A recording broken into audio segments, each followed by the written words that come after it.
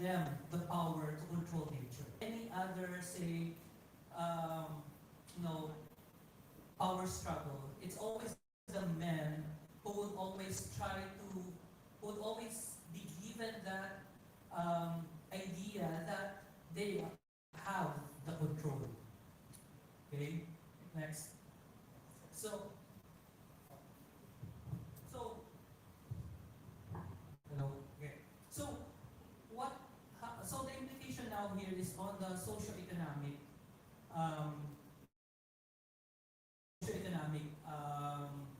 case in many of these communities. We now realize that there's a changing demographics of the different households in the U.S. With the increase in divorce rates and families that move all over, the law may become less cornerstone of a single family home in the suburban American dream.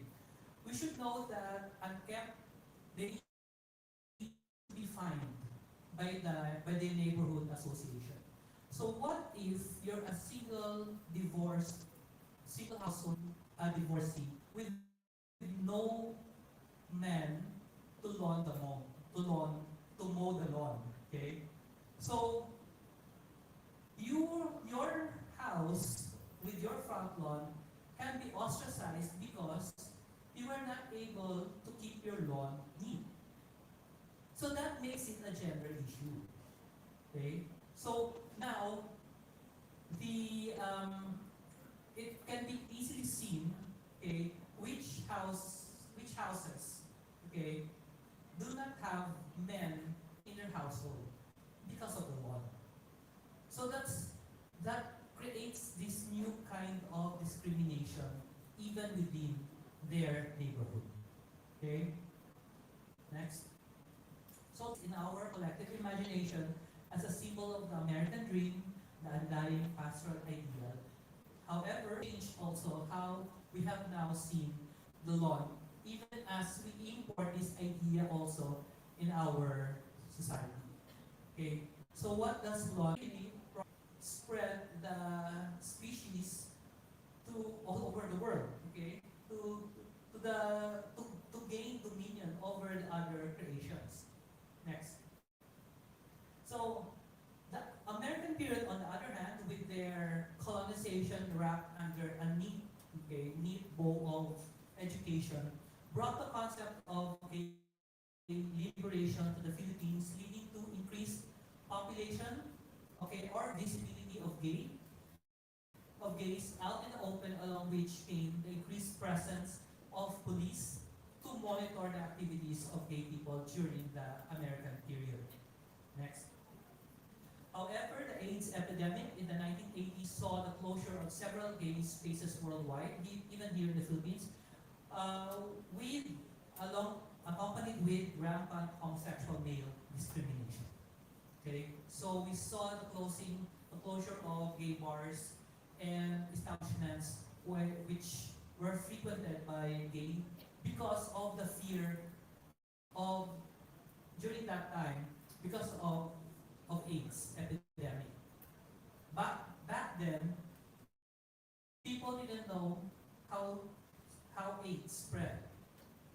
So they thought that being with a person with HIV or AIDS, you can get AIDS already. So that was a different time, okay? So maybe you'd say how ignorant of them to think that, how AIDS spread. But back then, it was a real fear. Like people fear, like parents fear that being with a gay person or having contact with a gay person, they can get AIDS already. That's how bad it was. Okay? Next. So public policies and laws in our country are still largely shaped by patriarchal, heteronormative, and colonial values. Okay, so I think we often encounter these dynamic characteristics further supplemented by the queer space theory. So these queer spaces are your usual spaces that you might find during daytime as a very normal, heteronormative space for various activities. indoor basketball court, okay, where during daytime you'd find presumably straight people doing basketball, playing basketball, okay? But nighttime, you might find some queer people doing their pageant there, okay, doing their cruising, doing some other activities that might not be. So we are now seeing and overlaying all different spaces and identities in the same space that heteronormative people are occupying. Maybe different time element, maybe a different condition of architecture, bachelor as a case study here. Okay, that's a case study here. Okay, next. So feminists have argued that only the buildings of the great male masters have been categorized as architecture and included in our curriculum in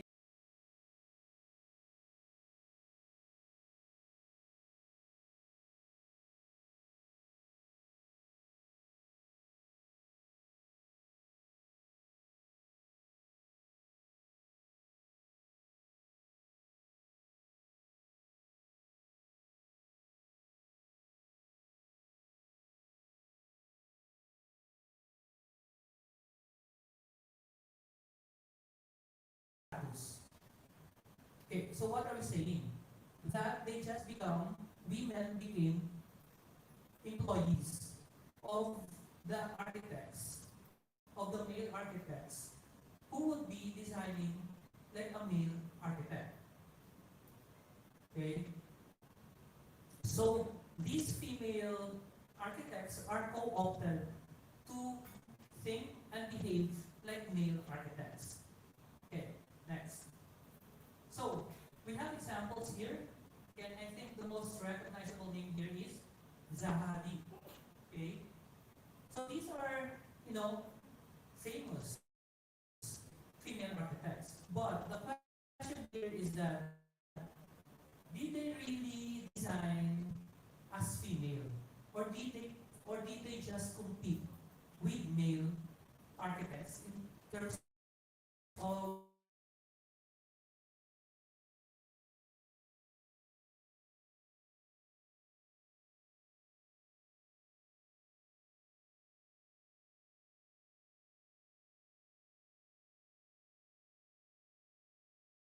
so think about how many design firms do you know here in the Philippines? How many of these design firms are managed by women? Okay, so something to think about. Okay, next. So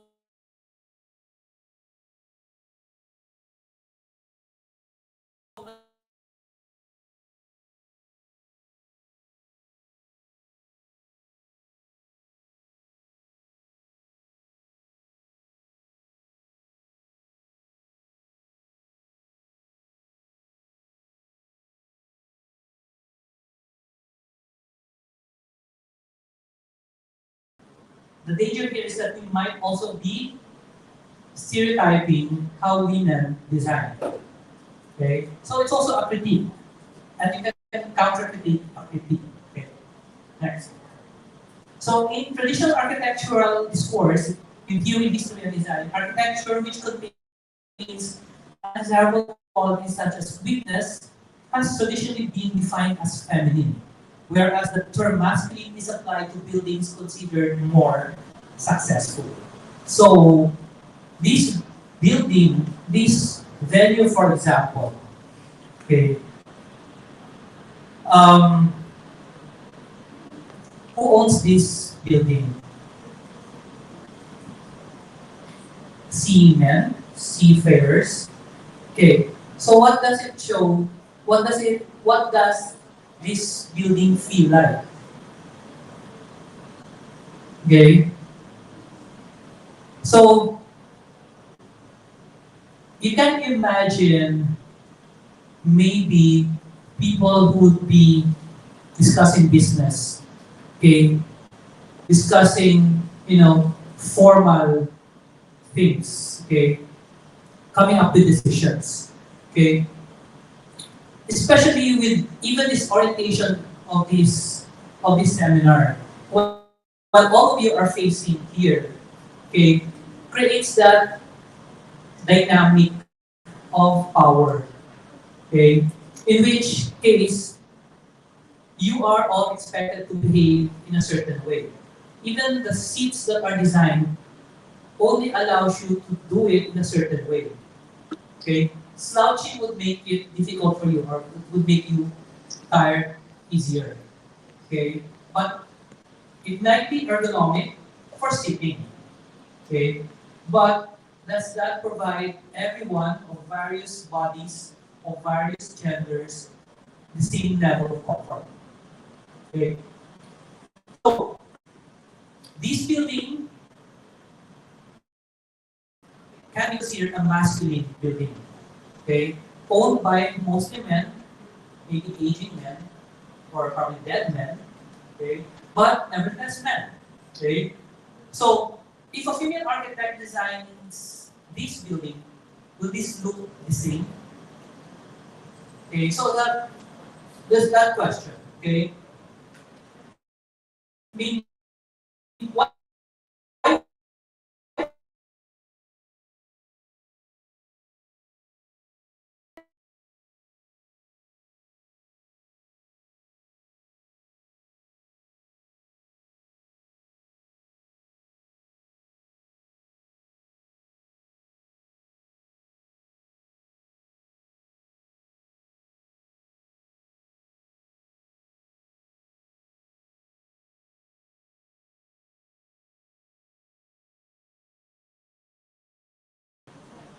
early female practitioners of landscape architecture, okay, such as Beatrix Jones, Farag, and El Makowa Chipman, followed the general direction of emerging profession. Next. By 1899, small numbers of women were able to be involved in landscape architecture, primarily as landswomen and consultant landscape gardeners for private residential properties. So you might have remembered that by at this point, there are a lot of universities offering architecture, okay, mainly for men. Okay, next. So in the early 1900s, the three schools opened specifically to train women in domestic landscape architecture. So remember, domestic landscape architecture. The Lowthorpe School of Landscape Architecture, Gardening and Horticulture for Women in Groton, Massachusetts. The Pennsylvania School of Horticulture for Women in Ambler, Pennsylvania. And the Cambridge School of Architectural and Landscape Design for Women in Cambridge, Massachusetts. Okay, next. So initially, women's academic studies in landscape architecture focused on such domestic landscapes as small cottages and individual residential properties. So during the Great Depression, okay, and later during the great housing shortage of the 1940s, the general practice of landscape architecture, okay, which were traditionally dominated by men, including public parks, large estates, and town planning, moved toward residential design and community design because we don't have money to finance large-scale public projects. So the commission works were mostly private residential estates. Next. So after the war, the American GIs returning from war, and the strength of the GI government issued bill, American values were refined and strengthened around a preconceived notion that women's primary roles existed within the domestic realm. So when men went to war, it was women who were doing the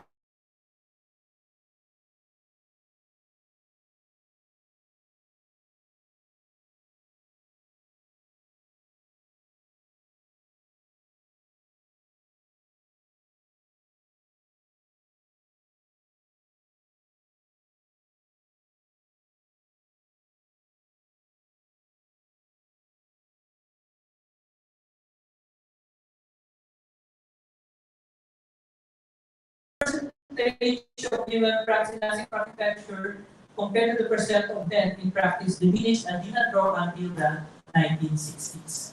Because most men are now taking the jobs back from women. Okay, next.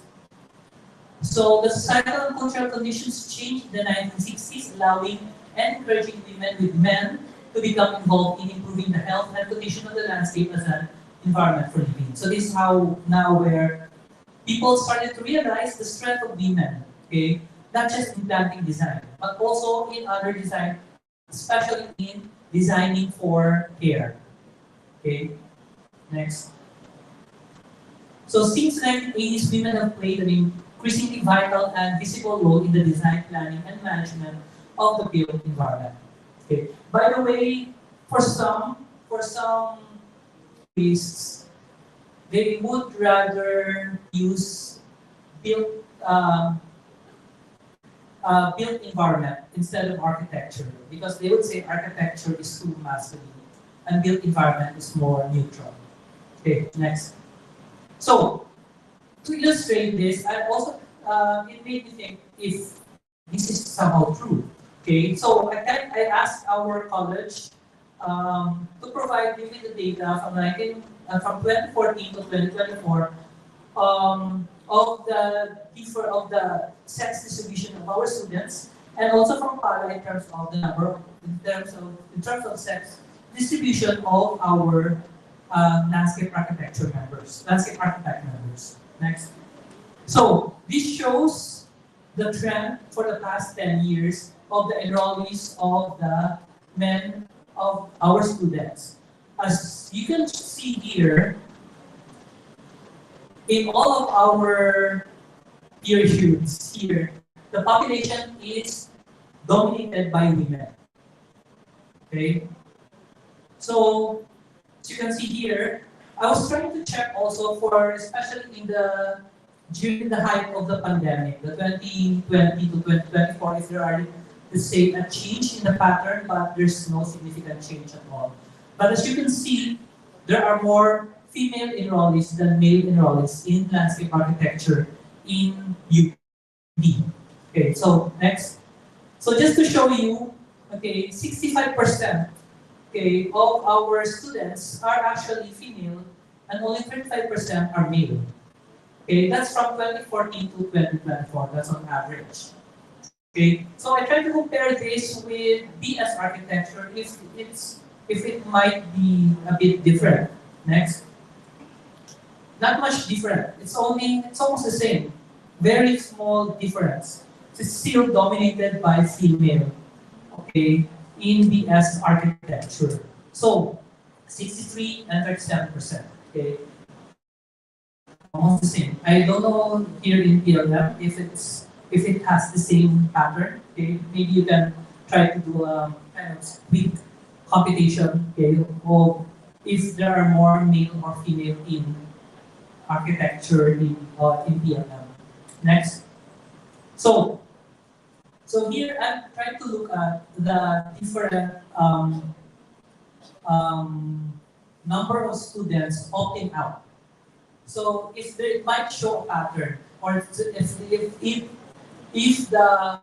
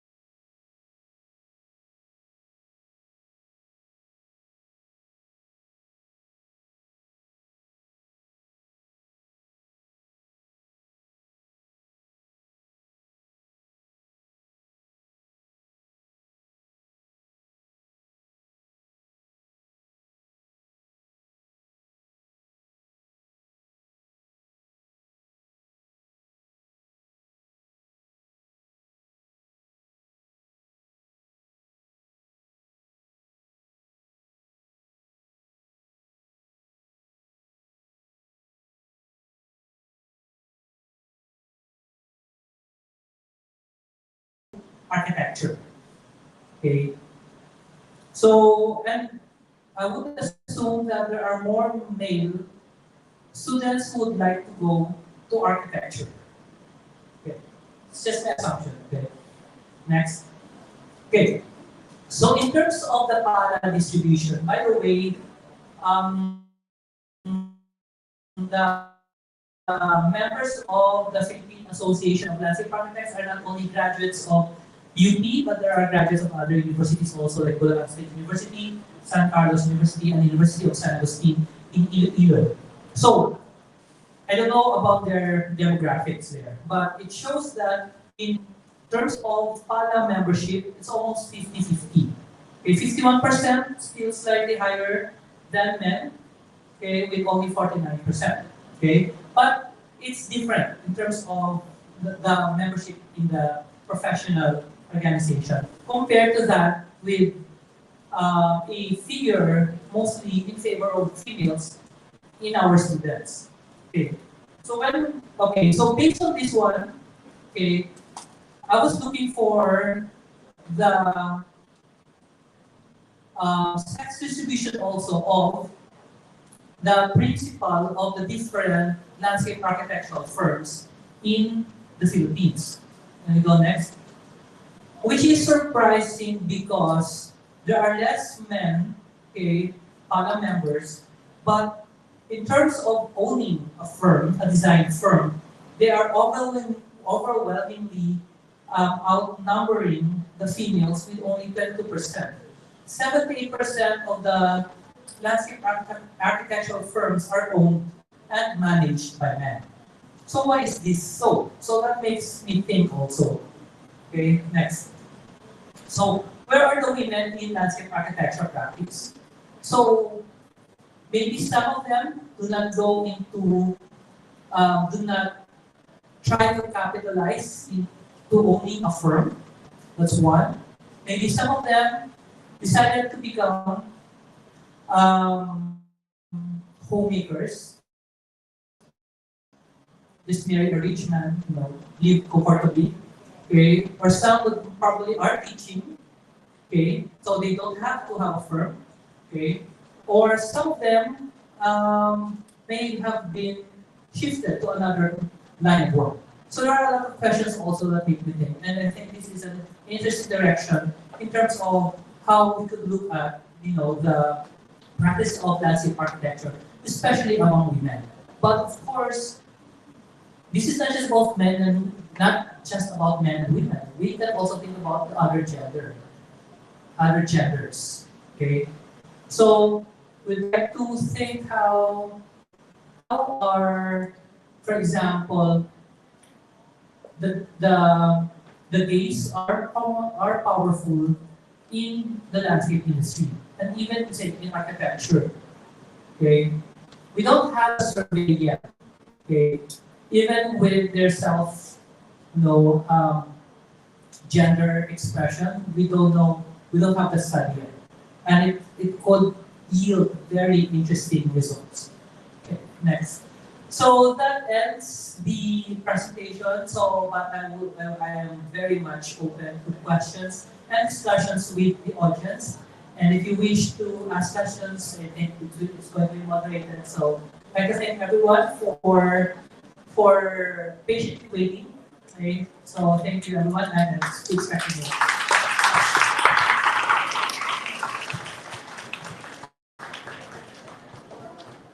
Thank you so much, Dr. Napi, for sharing your expertise with us. We have learned a lot from your talk. Indeed, women have the capability to transcend beyond the boundaries.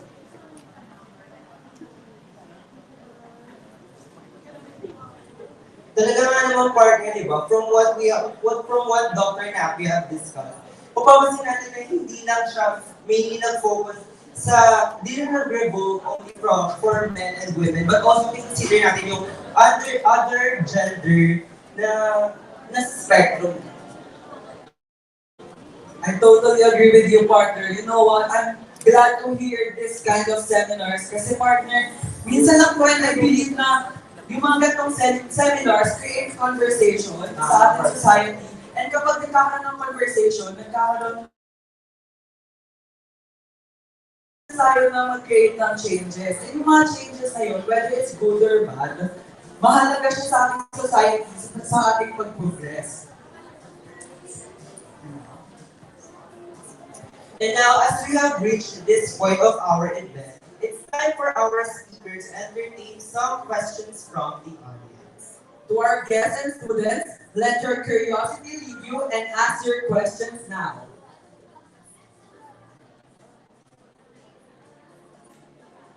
Anyone from the audience wants to ask po? Turn natin.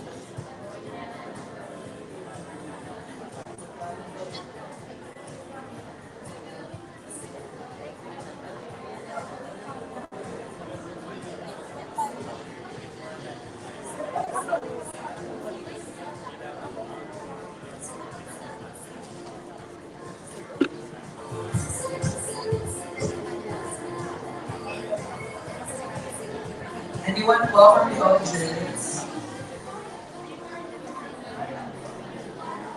My questions. Ushers, pa-assist na lang po. Thank you.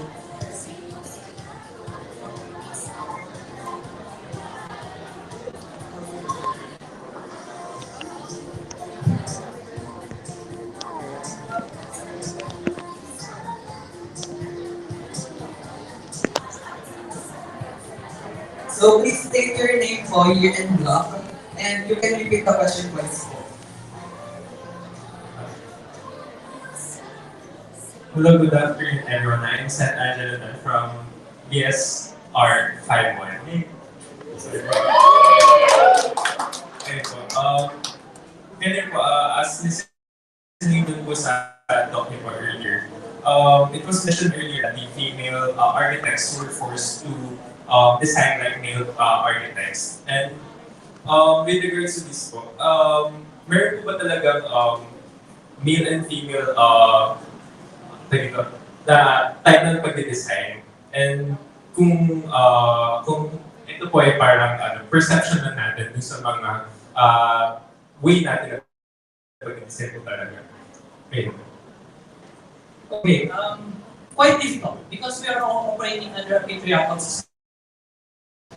There's a certain expectation in terms of how even the process of designing. Okay, even for example, why is it that our first training would be to draw straight lines? Okay, the question here is really on how aware are we in terms of our innate capability to design and to use our gender expression in terms of how we can create certain designs. Because how do we learn design? It's really learning from our professors, okay? And our professors are also product of different societal pressure and also standards. So it's quite difficult to say that it doesn't, okay?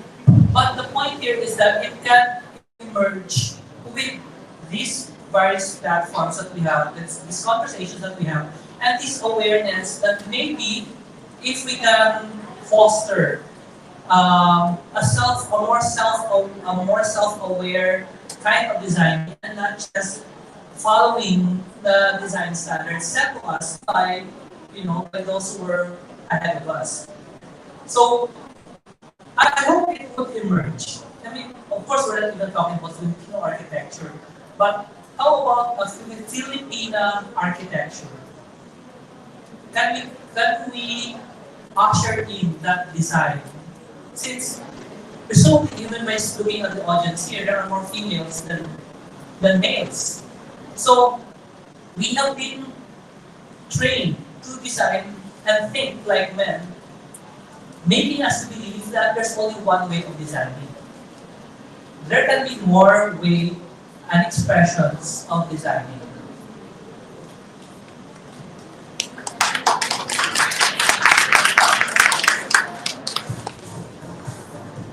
Let us have another question sa PLM Personals po.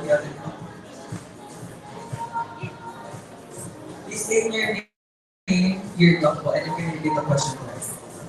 I am Marilyn Sacabon from Block 51. So, good afternoon po, Dr. Nabi. So, your presentation exhibition is very enlightening, and to show us the data, it's an intangible proof of how there are many barriers that need to be broken or we have to emerge from. So as students here, we are just starting to be exposed to the profession and to what's to come for us as professionals in the future. What can we do and what could be the best action to take to break these barriers and start a change, a spark that could make a domino effect in the future to give way for other females, for other genders to also be recognized just like how men were recognized in the past. Thank you. I think the important thing is first to design for yourself. Okay, that designing is it's a it's an everyday effort, and there is this kind of designerly way of knowing. I think that's what we need to practice first. Okay, even before going to the gendered spaces. The idea here is that the, the concept of trainings in our architectural school is for you to acquire that, to enhance that innate sense of designing. Because the basic assumption here is that everyone can design. And once you enter architectural school, the idea is for it to be enhanced in such a way that you can come up with design solutions. However, the designerly way of knowing allows you to look at everything at a designer's point of view. In the sense that if you can harness your identity and employing that to your design, would most likely let you express from the existing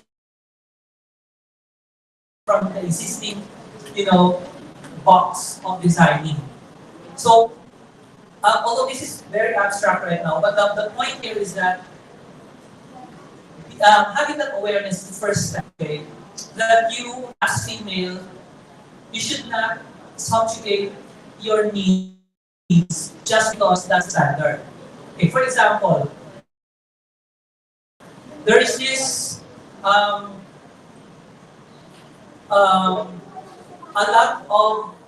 lot of buildings. There are a number of buildings, okay, that are now accommodating breastfeeding. Okay, so that's those are the efforts that are being made. That we can also try to look at what are our needs as a person. Okay, not just being male, female, or the rest of the spectrum, but as humans, what are our needs? And for example, I was just going up here, and this step here, okay, that's beyond standard.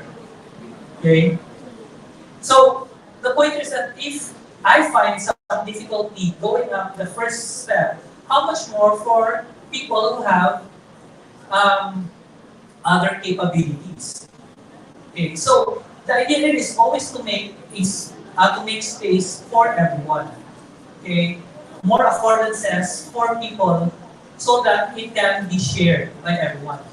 Okay, so I heard there's a bill in Congress about allowing leaves for dysmenorrhea. It might seem funny, okay, especially for men who don't experience that. But that experience, I believe, is very valid. Okay, it might seem like for those who don't have it, it might seem trivial. But the point here is that it's real, and we we need to create that kind of society where these these discomfort are recognized, and we try to find solution for that. Okay. Try to go into a bigger picture. Okay. They are projecting that population will reach its peak around 2050. And from that, it will lead to the decrease in the population, global population. We don't feel it here in the Philippines yet. Okay? But there will come a point wherein we will be experiencing depopulation or population decline. So the point here is that what happens um, what happens if we are discriminating other people, even in our spaces, even in our design. And the worst type of discrimination is when we exclude ourselves in the spaces that we design. So always consider yourself when designing as a woman, maybe, okay, or maybe even think, okay, as an elderly woman or as a pregnant woman, how can you use this space? Or even as a girl, okay, who is powerless, okay, who may be vulnerable to different, threats.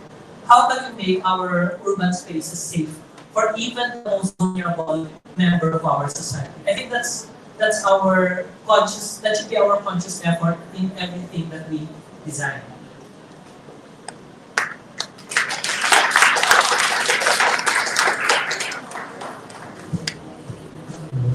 Still open for questions po.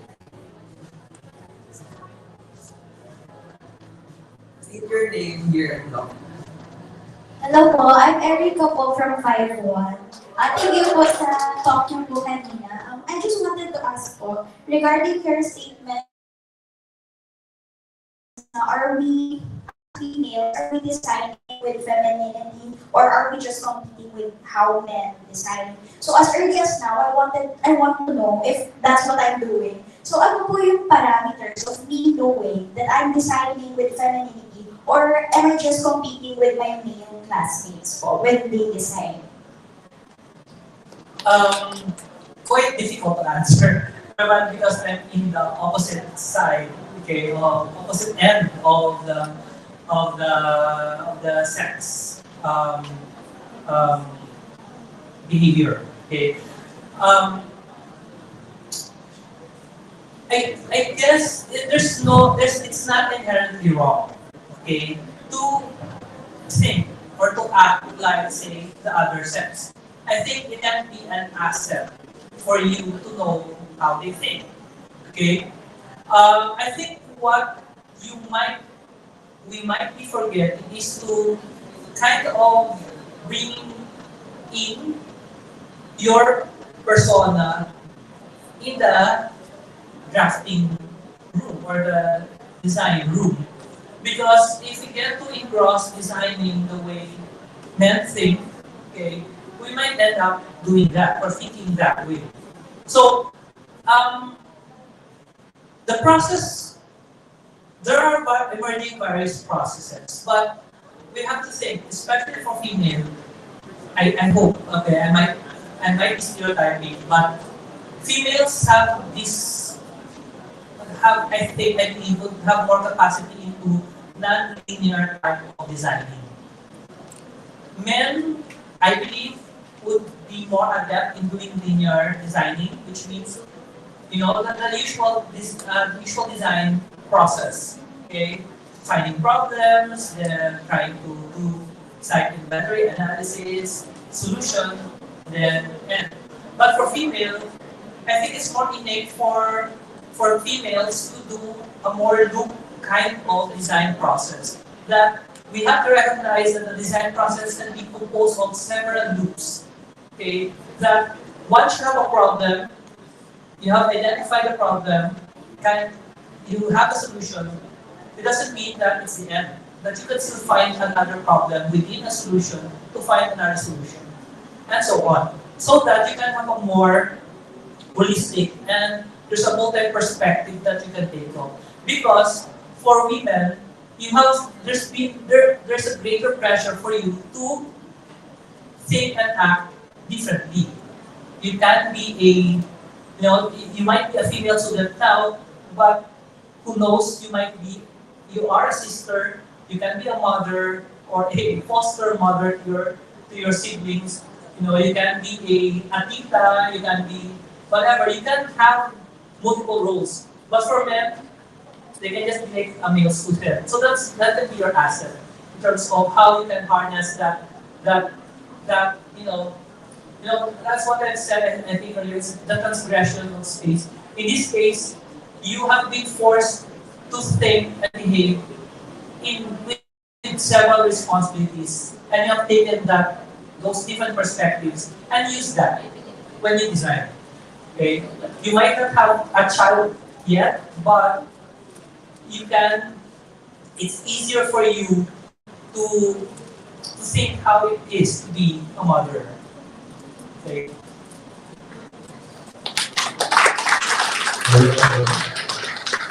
Another question. So, I'm architects. I'm Shannon Policarpio from Patutunayan.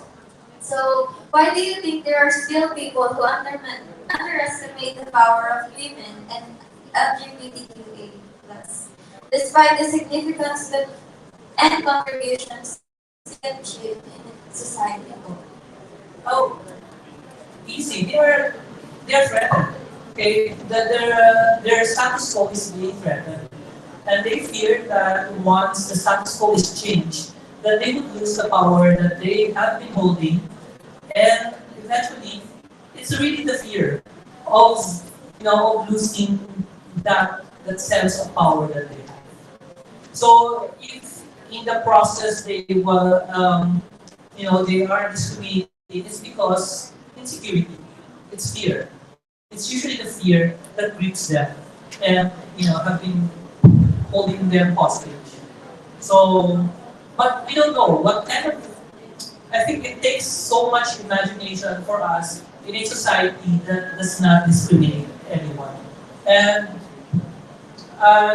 maybe the issues that we have, climate change, might be different.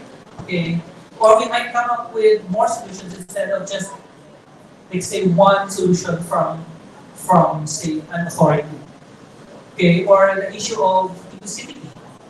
Like, if everything is inclusive, then imagine the number of ideas that creative solutions that we can come up, because everyone is part of the conversation. So that's the power of including everyone. Okay, meaning we're validating everyone's presence and contribution.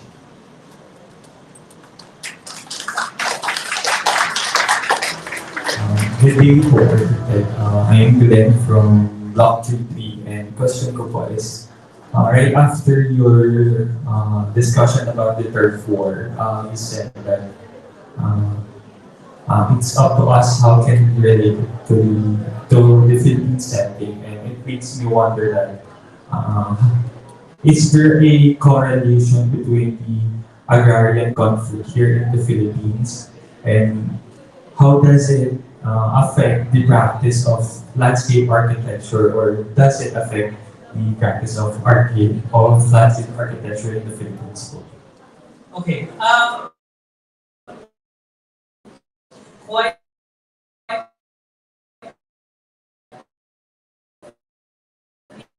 interesting, issue. Is that really has really been proven effective as of now? Okay. Even if you have issues with that, many of our farmers, they are not properly supported, so as to make them self-reliant in terms of farming. So they end up either teaching their land or send them, after some time. Okay, and eventually it will end up. Okay, there's a big issue in terms of of our agricultural sector. Okay, so is owning a land enough for you to be able to, let's say, produce a country that is self-sustaining? The first question is no. But the point is that American farm is not the only solution for everyone to be lifted out of poverty, especially the agrarian, the farmers, okay, the farming communities. In relation to the practice of landscape architecture, um, admittedly, many of our clients are really those who have the means, the power. And a lot of the projects that we encounter are actually patronized by those who can pay. Okay? So we can say that the laws that we do, okay, that we still do laws because our clients ask us to do laws. Okay? In terms of the scale here in the Philippines, okay, we are not really into creating such large lawns that would really require us to have lawn mowers or lawn care technology in such a way that it's up to that, it became a gender issue in the US. Another aspect that we have to remember is that there's this modern day kind of slavery that exists in our domestic realm, in which we hire some people to work on the menial jobs. So we have like gardeners who are actually cutting grasses. Okay, so the gender aspect of lawns in the Philippines is not magnified because many of the works here in the Philippines are um, are s- are taken over by another form of discrimination in a sense. So we rely on helpers. Okay, so the female who may be burdened may not be who would have the responsibility to maintain supposedly the garden may not have that much burden because they can employ help. Okay, so it's not. I think in the Philippines the law is not much of an issue because of that. It is an issue, but it has not risen to that one. The issue of law in the Philippines is more on having land that is not productive, and also in terms of its effect in climate change. Okay, in contributing to greenhouse gases because of the emissions and of the lack of the loss of opportunity to do carbon sequestration in many of our landscape because it's used for lawn. Imagine golf courses. Those are lawns, like hectares of lawns. But who plays in the golf courses in a day? 10 wealthy club members. How about those people who have the need for open spaces also? So they're all in Rizal Park, okay, in Chinese Garden maybe. While around Intramuros, we have the golf course. And we use these golf courses. And it's too expensive to maintain here. Okay. By the way, most of the golf players here are men also.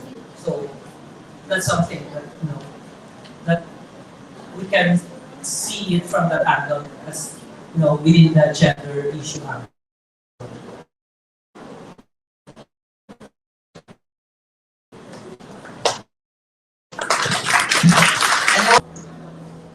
State your name, your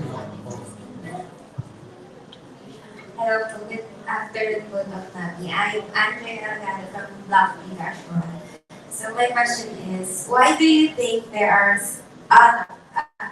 As architects, how can we achieve spaces that foster diversity and inclusivity that is beyond utilization of gender-neutral categories? I think we need to remove our heteronormative blindfold that maybe we are not really aware also of having.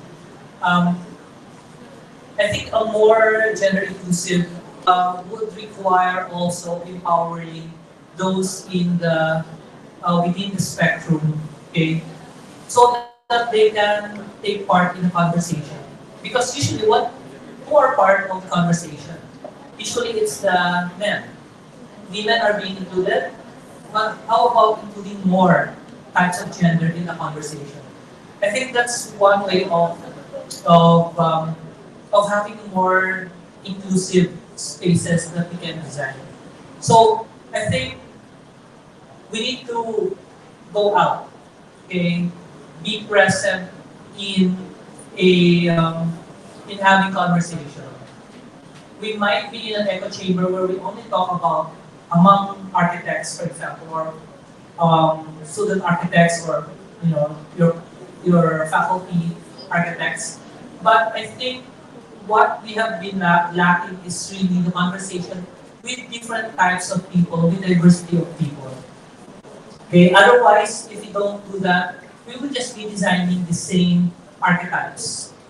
Okay. Because those are our what we will be encountering when we are in an echo chamber. So get out, discuss really and talk about what are their needs, not just imposing your designer idea of their needs. Okay.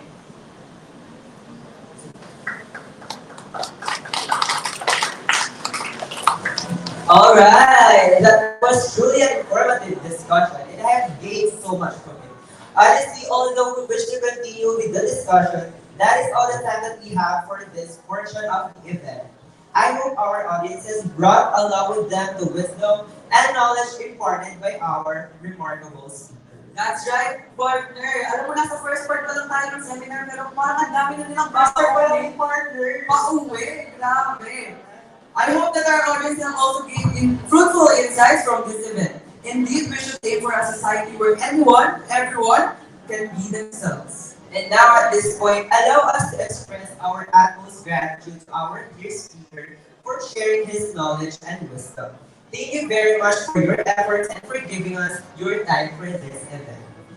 As a way to show our gratitude, this certificate of appreciation is hereby presented to Dr. Napi L. Navarra for imparting their knowledge and insight as a speaker for Juxtapose 2024, entitled Sit and Sensitivity, Exploring Inclusivity in Career Development, awarded this 22nd day of March 2024 at the Association Marine Officers and Seamen's Union of the Philippines. Signed by Ms. Cristiana Ocon, CASBE Student Council President, Ms. Kisha Osenor, CASBE Student Council Vice President, Daniel Abedganya, Events Head, Shannon Stephanie H. Policarpio, Seminar Head, Holly Marie Cyril C. Garcia, Seminar Co-Head, and Architect Maria Monica E. Pojalde, CASBE Student Council Advisor.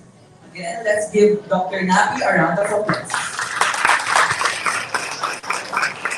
Once again, you can show your attentiveness through your social media platforms. Those who are watching through live stream, send us hearts to show your support in our event. You can tweet us with the hashtag Juxtapose2024 and Sip and Sensitivity and hashtag Sip and Sensitivity. Again, hashtag Juxtapose2024 and hashtag Sip and Sensitivity. And tell us on your IG stories of your creative shots to be featured in our official account later. Our social media handles are flashed on your screen. And don't forget to like and follow our official Facebook page, PLM Student Council, and support our YouTube channel by subscribing to Film Architecture and watching our videos here on YouTube. And of course, this event is in partnership with UAPSA PLM and PLM Independent Film and Arts. Special thanks to PLM SAFE, stewards and volunteers for the Earth Philippines, and PLM College E-Club. And now, partner, for this next part of this event, We will now officially welcome and introduce the new name of our college department. Grabe, isn't it amazing? Amazing. Surprising. Indeed, partner, from the College of Architecture and Urban Planning, or CAO, we have been renamed as the College of Architecture and Sustainable Built Environment, or in short, CASBE. For the official introduction of our college department, may we invite here on stage our third dean of CASBE, Architect Janet Aaron. Let's give him a round of applause.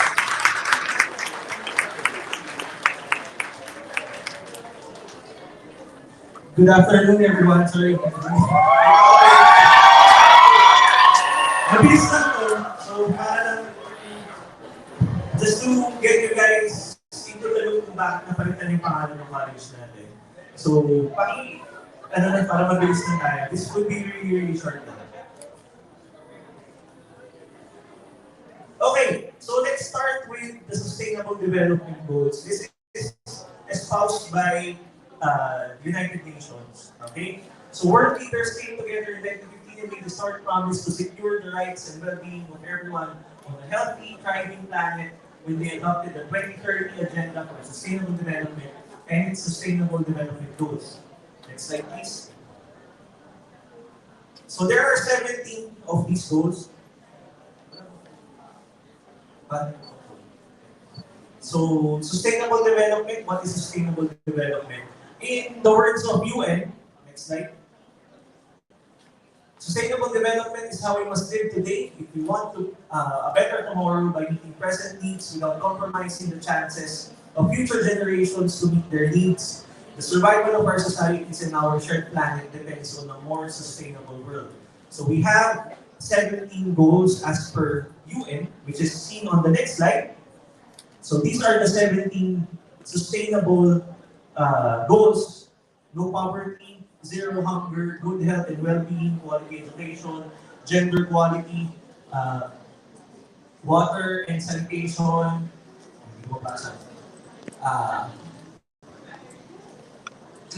affordable and clean energy, decent work and economic growth, industry innovation and infrastructure, reduce inequalities, sustainable cities and communities, responsible consumption and production, climate action, life below water, life on land, peace, justice, and strong institutions and partnerships for the goals.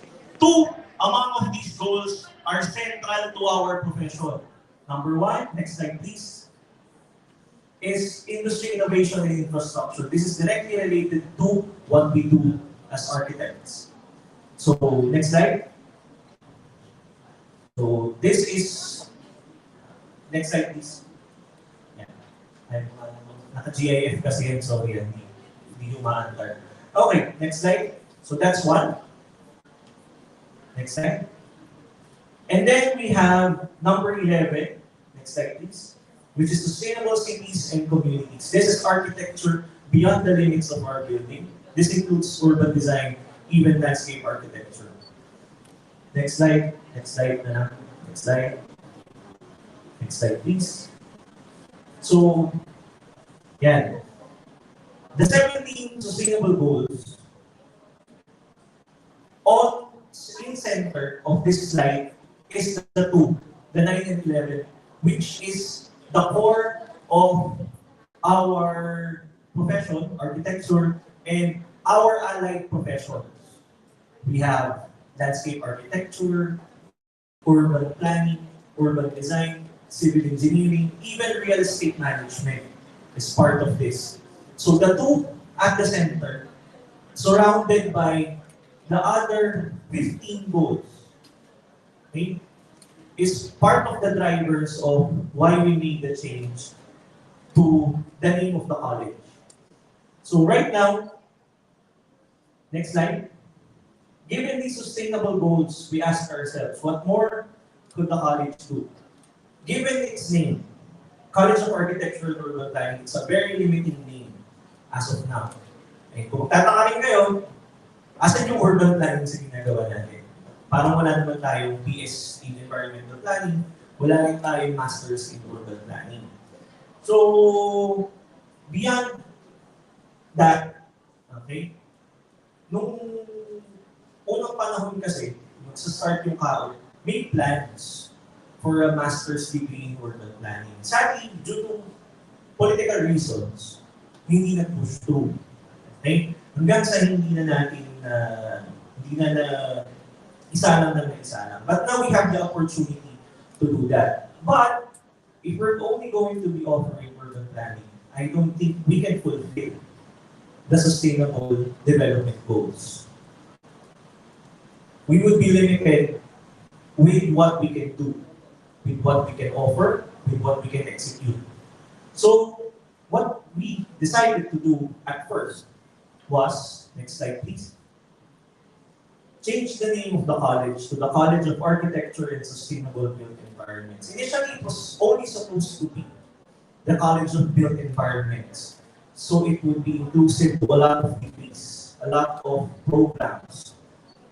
Okay? Right now, we're only limited to one program, space architecture as usual. But part of our future goals later, okay, is to expand the repertoire of our offerings. Next slide, please. So, goals of CASBE. These are just our initial goals. Educate the next generation of professionals to become leaders in sustainable design, construction, and management of the built environment. And be the catalyst for sustainable change in the city of Manila and beyond. And to fulfill these goals, we have these initial objectives. Next slide. Integrate sustainability, these are for next year, okay? Hindi pa to applicable for this semester, okay? Integrate sustainability principles into all core courses. Offer specialized courses anchored in sustainable practice. Yung number one, yung integrate sustainability principles into all core courses. We're working on revisions to our syllabi to incorporate in all designs, the design subjects, and all other related subjects, even mechanical and electrical, plumbing, to include the principles of sustainability. Offer specialized courses anchored in sustainable practice. For those who are taking specialization already, we're gearing towards creating a specialization towards sustainable design or sustainable construction management. We're still looking at the specifics on this. But the specialization would be composed of 3 subjects. Specialization 1, 2, and 3 is only geared towards sustainable practice. And then partner with industry professionals to offer real-world expertise on the integration of sustainability in the design and built environment. Right now, we're in talks. If you know the Philippine Green Building Council, if you know BERTE, the rating system used for buildings right now in the Philippines, the proponent of that, one of the proponents, is an alumni of PLM, an alumnus of PLM, architect Christopher de la Cruz, and together with him, another alumna is architect Rowena Ramos. So those, currently architect Chris is the CEO of PLGBC. Their head office is in BGC. Okay? So just a play in the letters. So next is engage student participation in research and extension programs focused on finding solutions to sustainability challenges in Manila and beyond. Bakit laging nandito yung Manila? Because pinag-aaral kayo in part ng Maynila.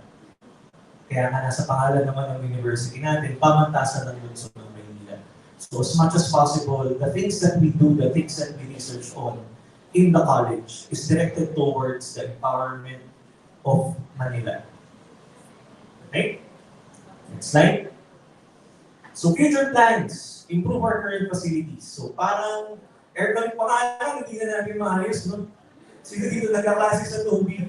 Okay? Tapos mga ngarap pa ng improve facilities. But I am happy to inform you guys that my budget for a new CAD room has been approved.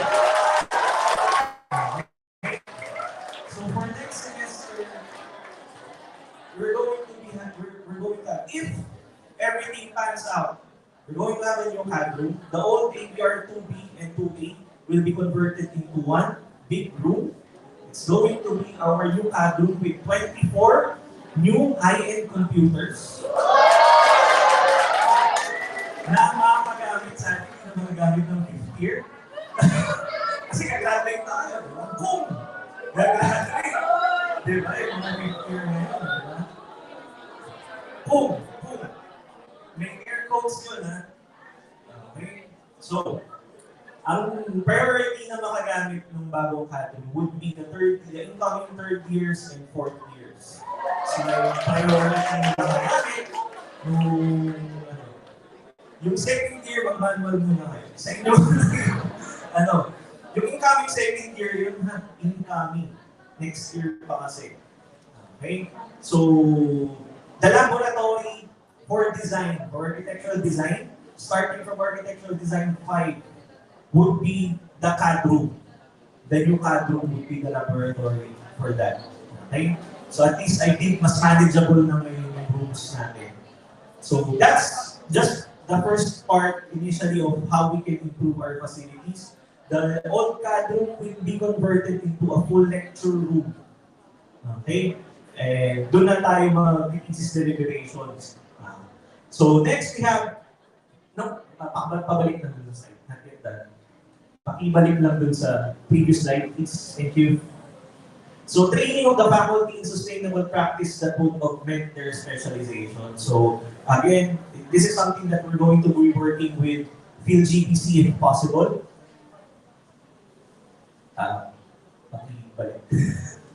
And then establish more linkages in both private and public sector. With the City of Manila right now, we're working towards a better partnership with them and some other institutions, especially for your OJTs, for your on-the-job trainings. We're looking at memorandums of agreements with certain companies right now.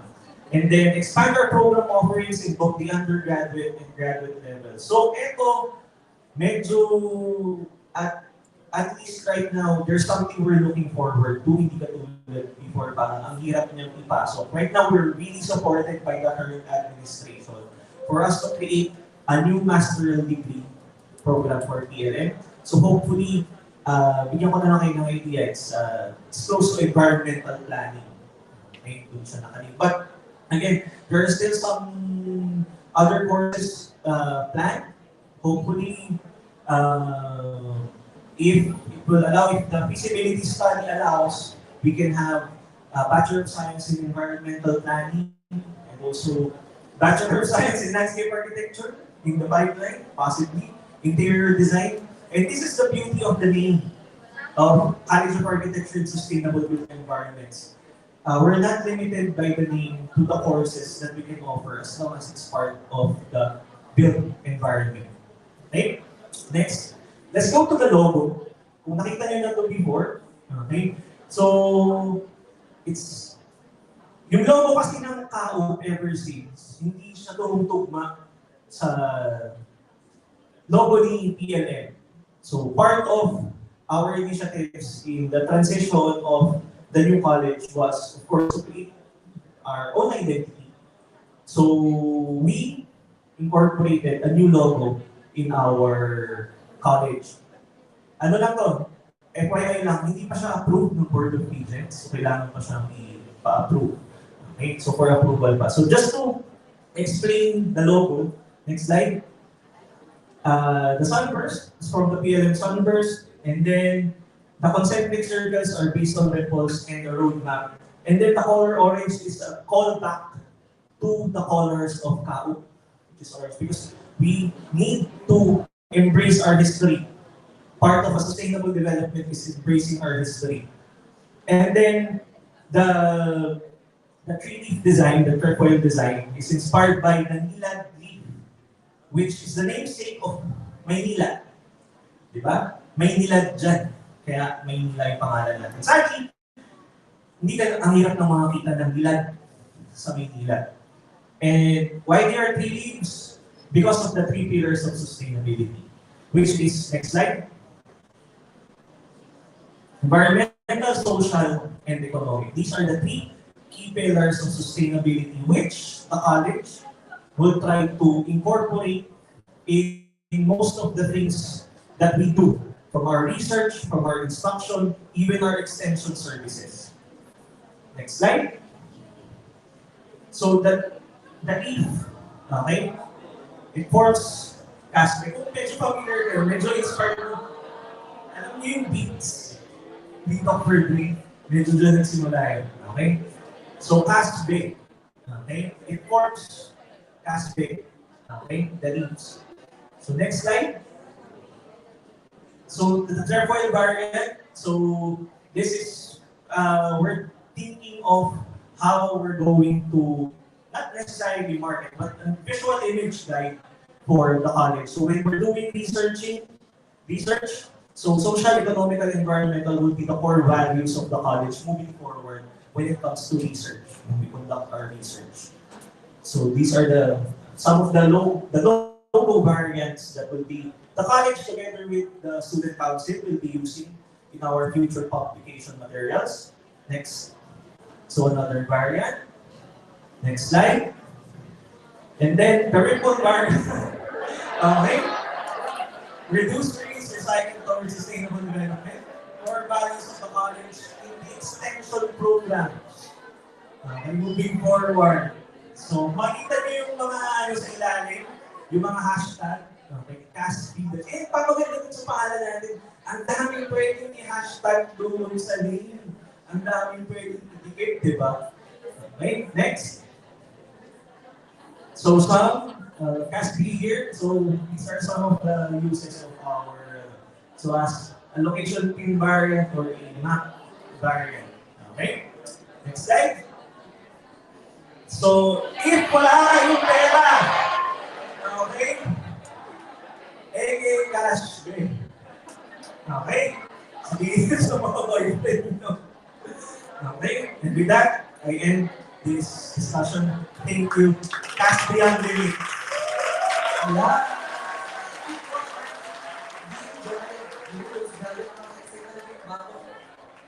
Yung partner. Go partner. Nakakaya na mag-cram doon. Hindi ka pwede mag-cram doon. Ipagong aircon yun yung bathroom, ha? Papalitan natin yun. Iapat na bagong aircon yung pinapuro sa bathroom. Okay? Sorry na lang dun sa mong graduate na. Sorry.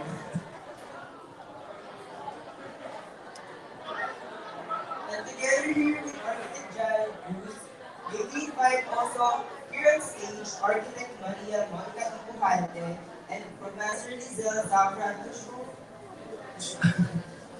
to show our utmost gratitude for imparting their knowledge and insight as a speaker for Juxtapose 2024 entitled Fit and Sensitivity, Exploring Gender Inclusivity in Career Development, awarded this 22nd day of March 2024 at the Association Foreign Officers and Civil Union of the Philippines.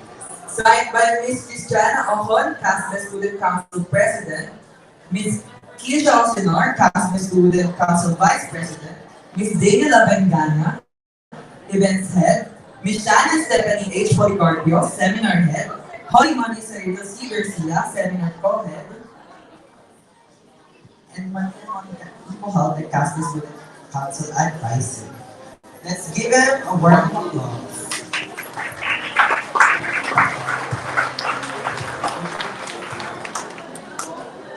Also, artistas, you can follow Dr. Nabi on his Instagram account at Now.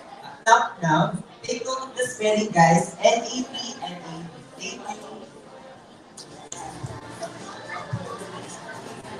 Now, before we skip to our next session partner, tignan natin kung ano namang pakiramdam na ating mga artistas. Buhay pa ba kayo? Hep, hep! Hep, hep! Tignan partner, grabe, buhay pa ba sila? Buhay pa pala sila. So partner, gising ka pa ba? Buhay ka pa ba? buhay pa naman siguro, pero nabuhayan ako kasi may bago na tayong kadruga! Alam ka, alam ka! Ang Nakakabuhay ng dugo yun. Grabe. So, partner, ano yung gagawin natin ngayon? Parang mag-icebreaker naman tayo, partner. So, partner, ano ulit yung game natin Ano ba? ngayon? Ano ba ang ating icebreaker? Pwede Stop it times 3! So, explain ko ulit yung game natin. Ano ba nangyayari doon? Okay, ulit guys, for our, for the mechanics ng stop it, meron naman tayo this time 30 seconds para paikutin yung stop toy. And kung kanino man magdala ng stop toy, siya ang ating lucky participant. So, uulitin lang guys, meron kayong 4 options na pagpipilian. Kapag nanalo kayo, may prize. Pero kung hindi, hindi uuwi. Kasi na uuwi. Kapag natalo, is papaikutin ulit natin yung teddy bear for 30 seconds. Okay, artistas, are you ready?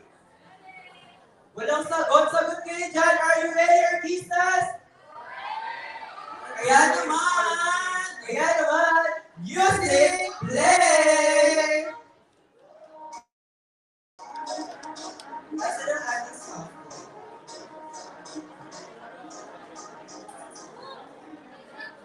Asa yung stop? It's a prank! Sa prank guys, ulit. Wala pa pala yung stop. Yeah, sige, pass na lang.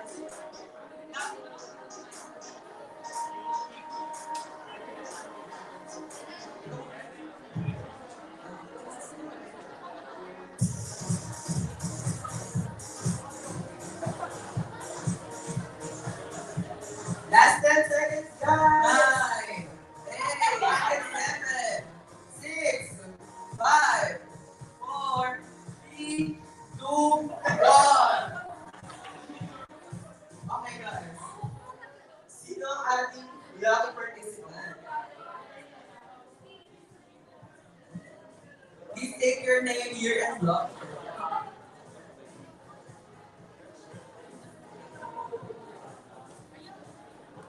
Hello.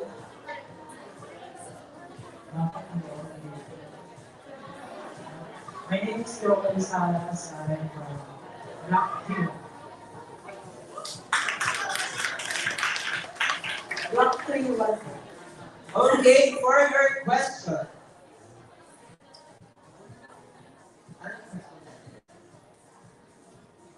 For your question, wait lang question.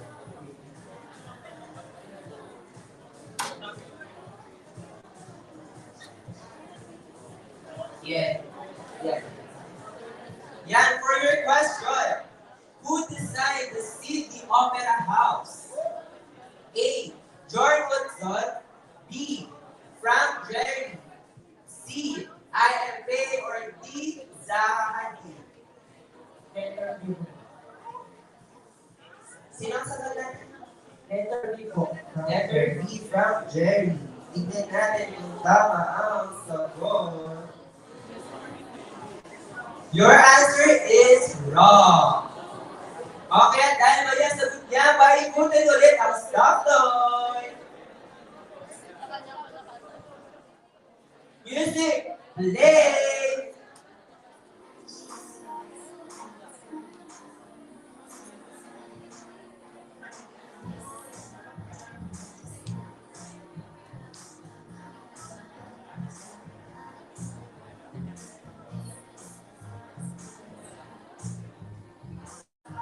Last 10 seconds, guys. 8, 7, 6, 5, 4, 3, 1. Asan yung stop? Sino ang ating lucky participant? Please take your name, year, and block po.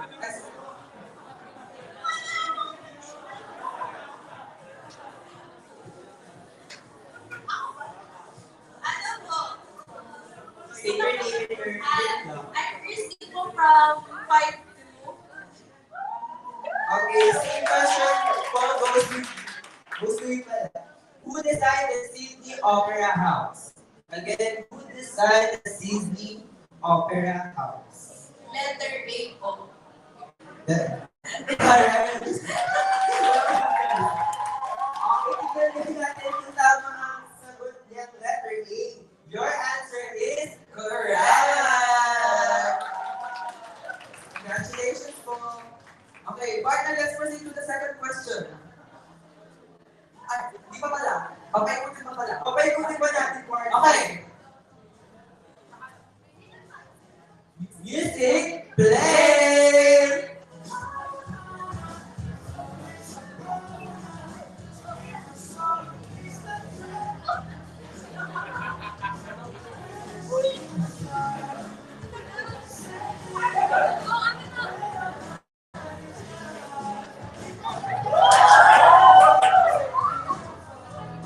Eight, seven, six, five, four, three, two, one. Okay. Sino ang ating participant? State your name, year, and job.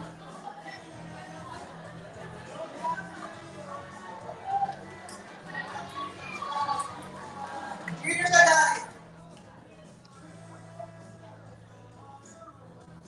What is the term? Partner, bakit ka naman siya pinabasa?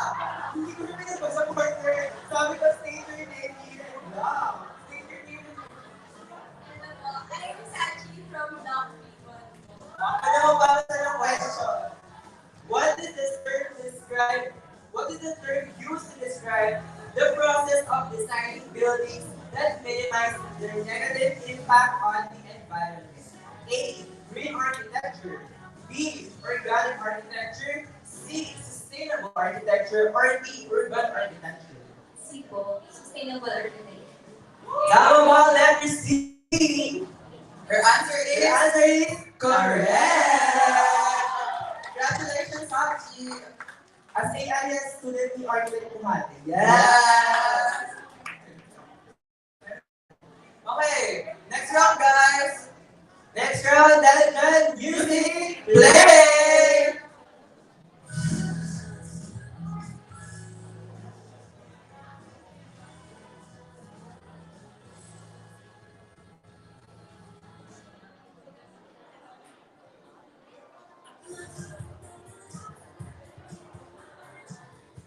Last 10 seconds, guys.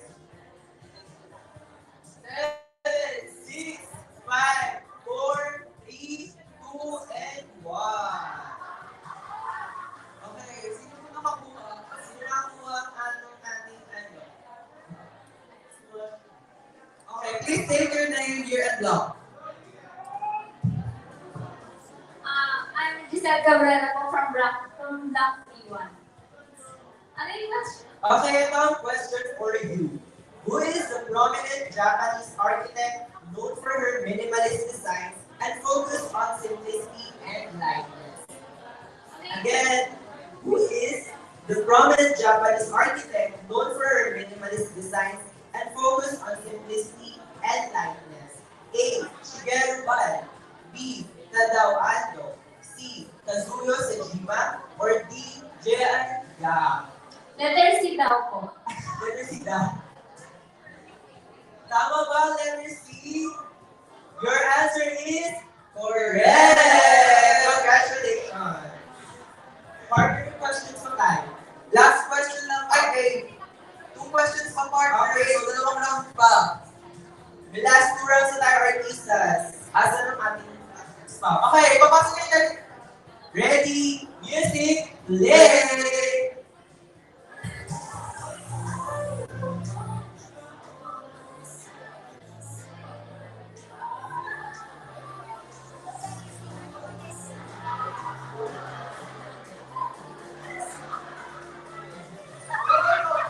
last 10 seconds. 5, 4, 3, 2, 1. Sino po yung huling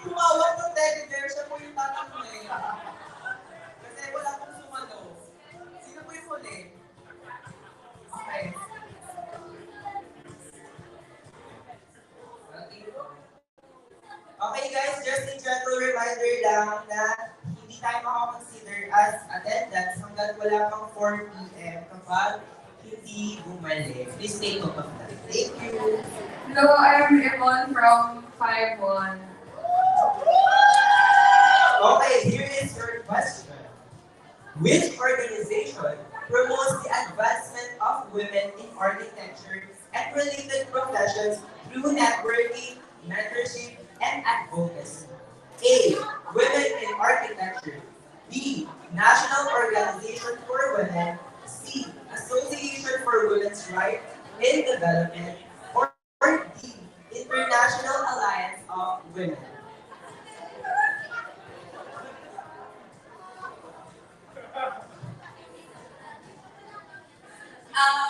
Sige mo, guess ate. Kaya mo yan.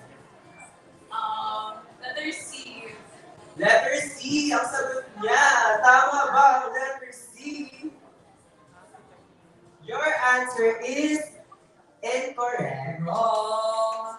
Mali. Pwede ka na umuwi. Okay, tayo walang nakakuha tamang sagot. Papayutin ulit natin yung stuff. Asa na stuff play natin? Okay. Ayan, okay. Dahil dyan, music, play!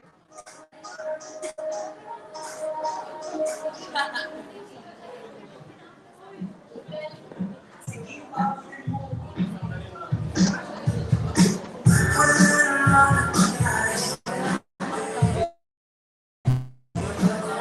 Adali lang, diba ako? Guys, guys! 3, 2, and 1. Si Jodel! Jodel, ko lumawag, Jodel. Say your name, your vlog. Ano? Jadel. Ako si Jadel from Black 3-1. Okay. Lumo ko yung sinisagot. Pero ito yung question mo. Which organization promotes advancement of women in architecture and related professions through networking, mentorship, and advocacy? A. Women Architecture.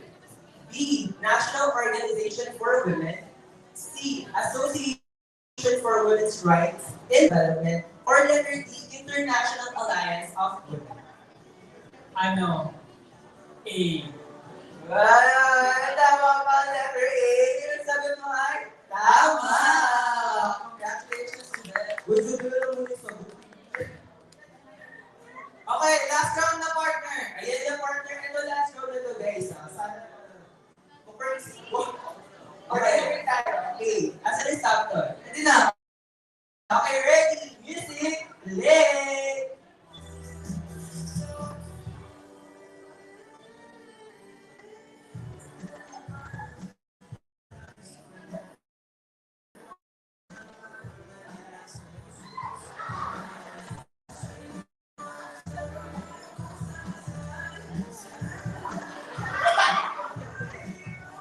Binabag. 4, 3, 2, 1. Okay. Channel. Take your name. Say your vlog. I'm Shannon Policarpio from Black 2. Okay, now question for you. Which architectural concept emphasizes the use of natural lighting, ventilation, and sustainable materials to create healthier and more comfortable spaces? Again, which architectural concept emphasizes the use of natural lighting, ventilation, and sustainable materials to create healthier and more comfortable spaces? A. Parametric design. B. Bauhaus. C. Green design. Or D. Biophilic design. What is your answer? Letter D po. Tama ba? Letter D. Ang sagot mo ay tama! Congratulations! So partner, that's it. Ayun na yung last na icebreaker natin for this seminar. Yeah, may we call on yung mga winners po here in front for photo op and claim your prizes. Ayun, for example, kumulan ba sila? Kumonte. Kumonte yung sila nila. Kumonte sila. Guys, lahat po lang nanalo dito po sa harapan for photo op. May request po yung seminar heads and co-head. Event set din po. Pati yung mga nanalo umalis. I will see. Fidel. Also guys, if you want to follow Dr. Napi, ito po ang kanyang social media sa Instagram, @napna. Thank you. Or kung may pictures kayo niya, you can tag him with that. Okay.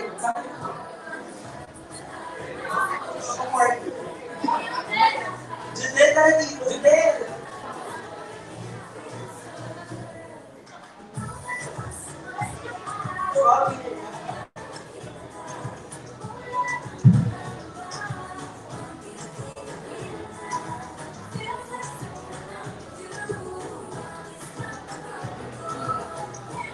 Thank you guys!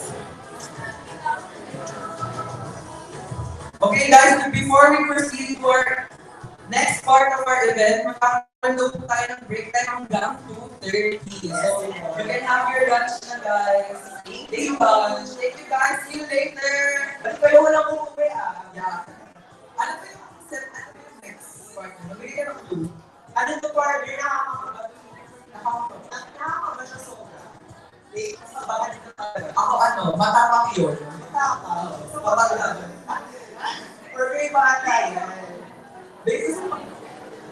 Okay guys, please be here at 2:30 guys. 2:30. See you later.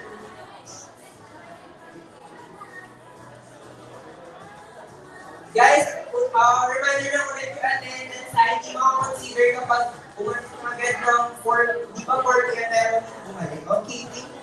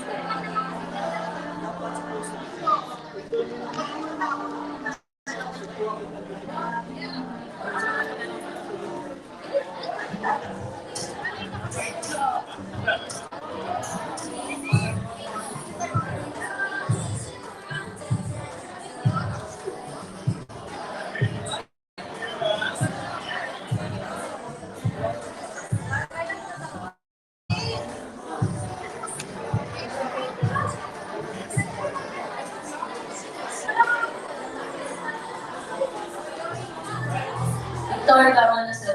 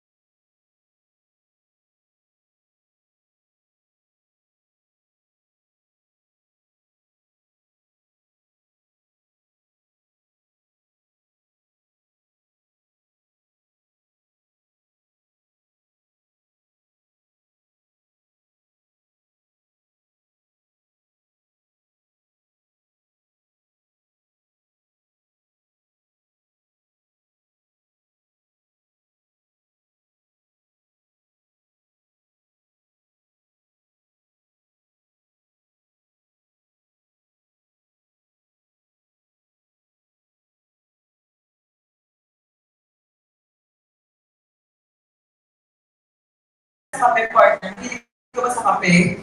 Minsan, pero ngayon, madalas ako nagkakape-partner. Alam mo naman, kailangan ng kape na yan para magpagising sa katotohanan.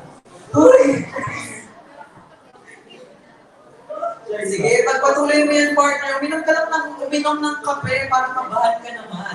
Pero ngayon, partner, alam mo ba na may special coffee tayong ihahanda para sa ating mga artistas? Oo nga naman, partner, balita ako sobrang special na itong kape ko eh. Kasi hindi lang siya kape, hindi siya basta kape. Ano siya? Coffee with creamer with awards. Kaya naman, partner, huwag na natin patagalin pa. Let's present Kape sa Alhibe. Now for our next speaker, I'm excited. Let's give them a round of applause, guys.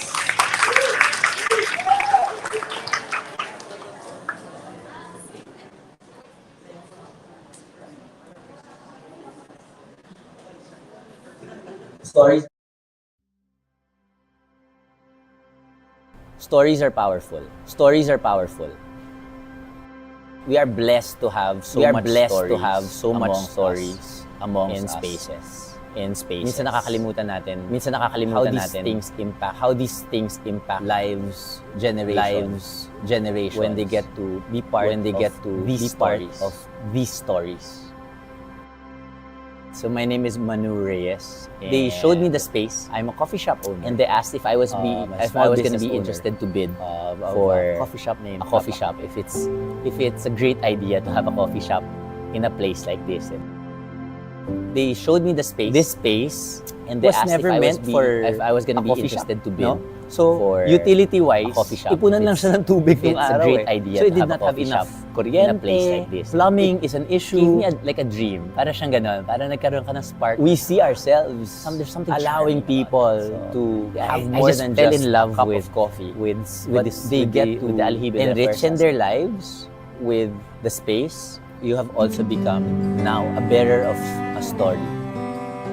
The Aljibe there at Fort Santiago is basically just a part of the Casa Castellano, which was the residence of the commander of the Fort Santiago.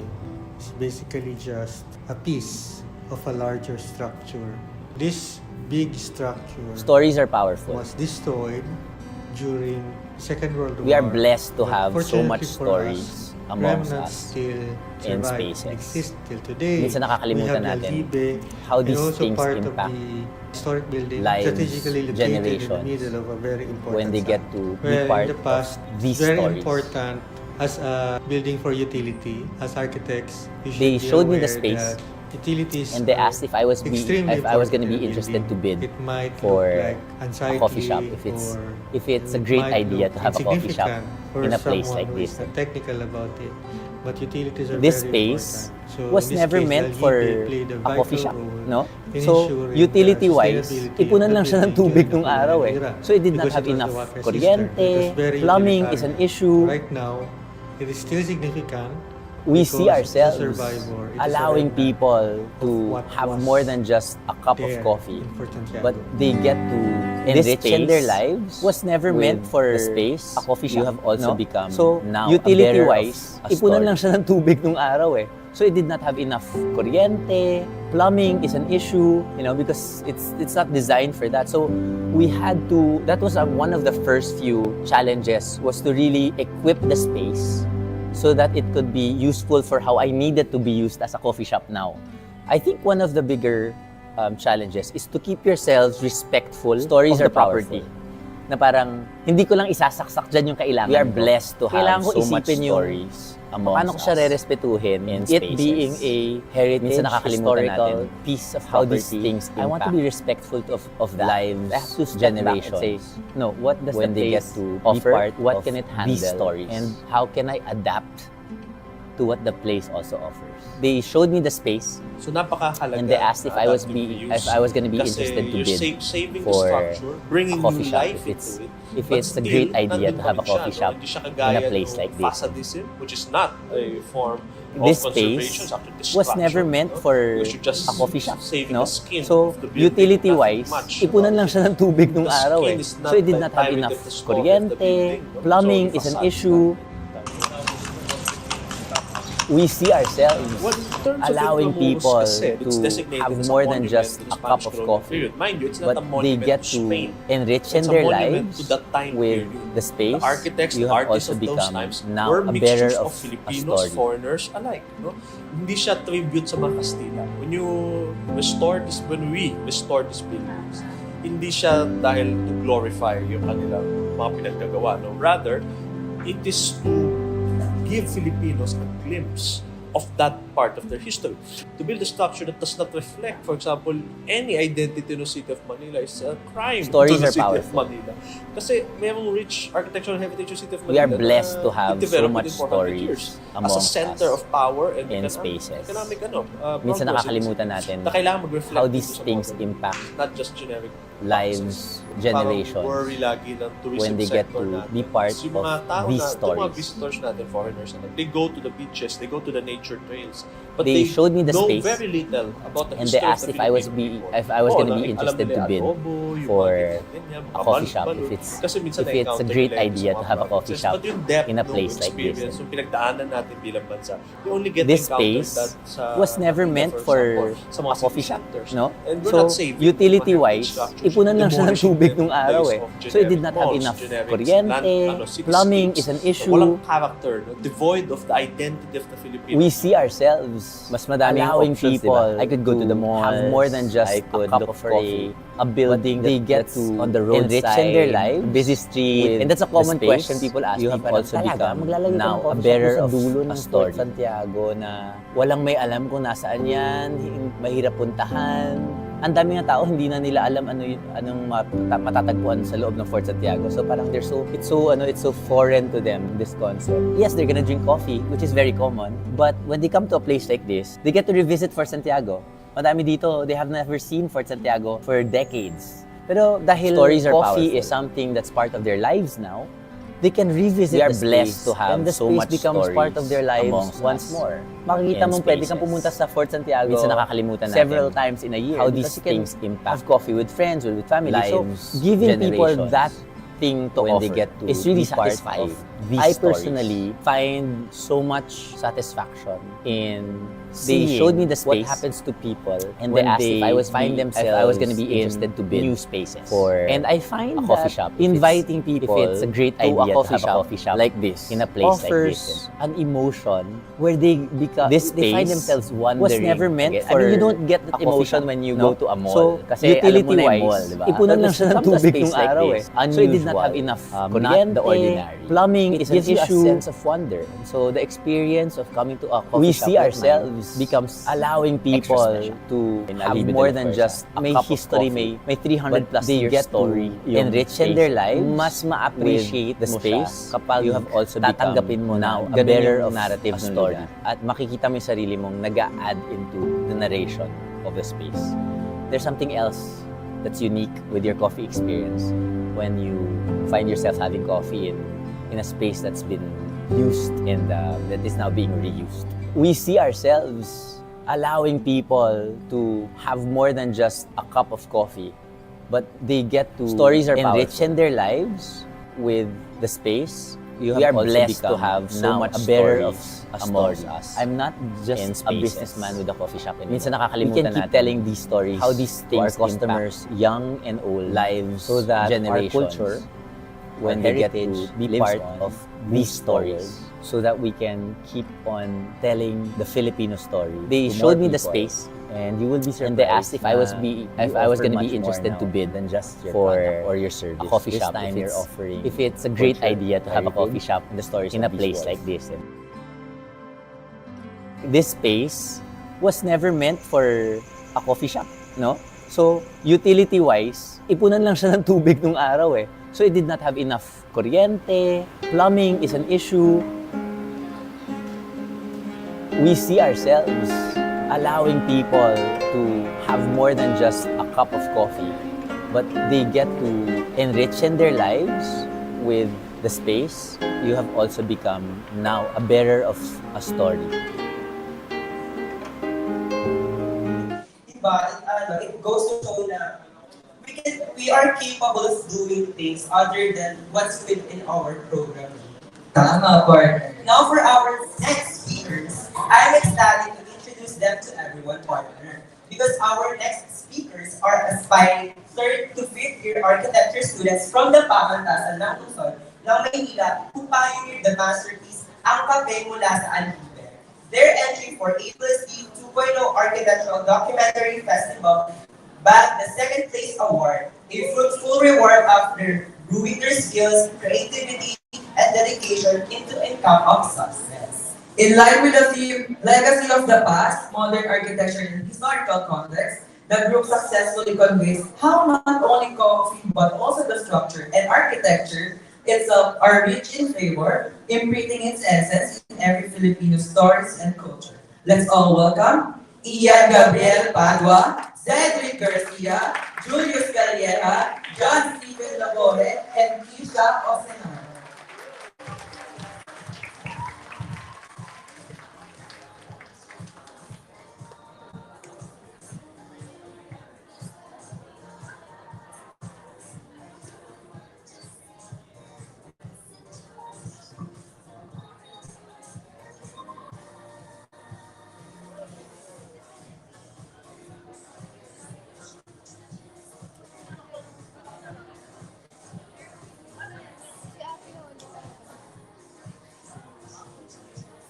Again, guys, palakpakan po natin sila. Ayan, good afternoon po sa inyo.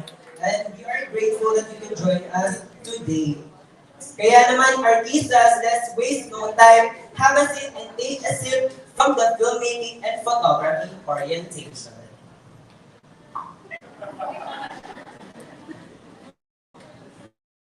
Hello. Hello.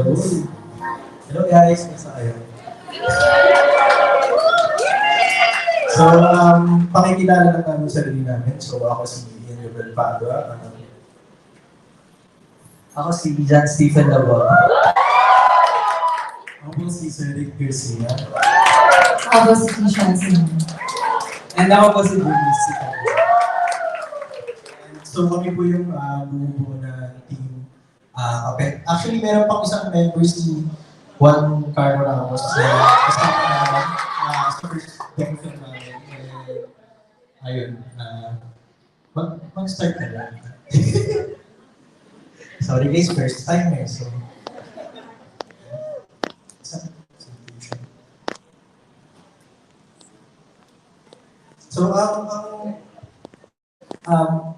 Bago kami magsimula, na-share namin yung journey namin or experience or tips namin sa paggawa ng docu-film.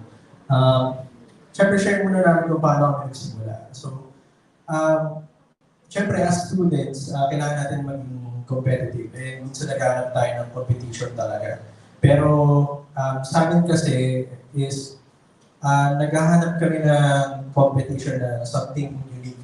And kahit paano, labas naman sa field ng architecture. Pero somehow, pinag-uusapan pa rin yung architecture. So, sinuwerte naman kami na nagkaroon yung Sentro ng Arkitekturang Pilipino na maglunsad sila ng event competition nila, which is yung A+D documentary film competition, which is nag-start noong 2022.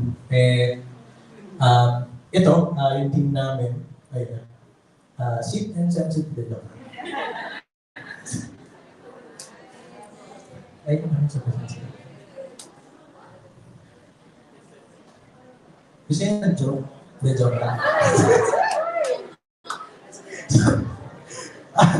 So, ito yung team namin. Ayun, napagpakilala na kami. And, sa dalawang taon ng paggawa namin ng paggawa ng team namin, nakagawa kami ng dalawang entries, which is from 2022 and 2023 na ending namin. So, yung first competition namin is yung Hingahan, which is behind the scenes of Himlayan Hingahan, ito yung first year namin of joining the documentary film competition. So, noong 2022 to, and sa CASBE, na nanalo kami dito ng bronze award. And, ayun, kasama namin dito si Juan Ramos. About something a little about Himlayan Hingahan, pa-next ko. So, when we are creating this docu-film, we wanted to have a different take. Kasi ang theme nito for 2022 is architecture for well-being. And upon discussing, ang naisip namin, first thing comes to mind when we say architecture for well-being, syempre, we have the parks, the playgrounds, and the common communal spaces. Pero hindi natin na-realize na yung other spaces, such as yung katulad nga na feature namin, this is the Loyola Memorial Park. This is a cemetery, tapos park na rin siya. This was designed by landscape architect Ildefonso Santos Jr. This national artist for architecture in 2006. So ayun, something special about this place is that kahit na hindi madalas bisitahin ng mga cemeteries, nagbibigay siya ng well-being sa mga resident na malapit dito. Hindi lang siya like for peak Novembers or dahil lang araw ng mga patay, kaya nabibisita siya. Upon looking on the story of the Memorial Park, nakakapagbigay ng well-being itong park na to sa mga resident, but especially ang Marikina resident, during the peak of the pandemic. Kasi dito, nag-unwind yung mga tao sa space na to. Kasi as kung nakapunta na kayo sa Loyola Memorial Park, very serene and peaceful yung lugar. And ayun, nung una, nag-craft kami ng questions para matitahin namin yung kwento ng docu-film and mailahad namin kung ano ba yung maiaambag ng kwento ng Loyola Memorial Park. And this time, nung pumunta kami doon, this is only a 2-day shoot. So one day, nag-interview kami ng mga workers doon, ng mga caretakers ng park, and yung mga bumibisita. Kasi kahit hindi araw ng mga patay, may mga bumibisita doon. And luckily, may mga na-interview kami, such as yun, mga caretakers and workers, as well as students na bumibisita sa kanilang departed loved ones. And then yung second day ng shoot, ayun, na-interview namin yung superintendent na nag-manage or yung head nung mismong lugar. And doon namin na-craft yung Himlayan. Ang pinaka masasabi kong mahirap lang na part sa pagtatahid ng kwento ng docu-film na ito, siguro yung mahirap pag isa-isahin yung mga sinasabi ng mga na-interview namin. Kasi ang mechanics requires us parang mga less than 10 minutes lang. And umabot ng more than 30 minutes yung mga buong footages namin. So we created a flow lang talaga kung saan ma-highlight namin ano yung importante at ano yung makakapagbigay ng hustisya or yung parang makakapagbigay ng kwento talaga para sa part. So for the next, yung pinaka-latest namin na docu-film is yung ang kape mula sa so next, itong kape mula sa Alibe, which is yun nga, napanood nyo kanina. Actually, backstory lang, hindi talaga ito yung i-feature namin. Ang i-feature talaga namin, kasi ang main theme kasi na docu-film this year is, last year ay adaptive reviews. And isa sa naging ano ko, dapat na i-feature namin ay yung kapihan ano, sa may Laguna, Kabuyaw, Laguna, kung alam niyo yun. Gusto yun. And yun, tinry namin siya i-contact, pero di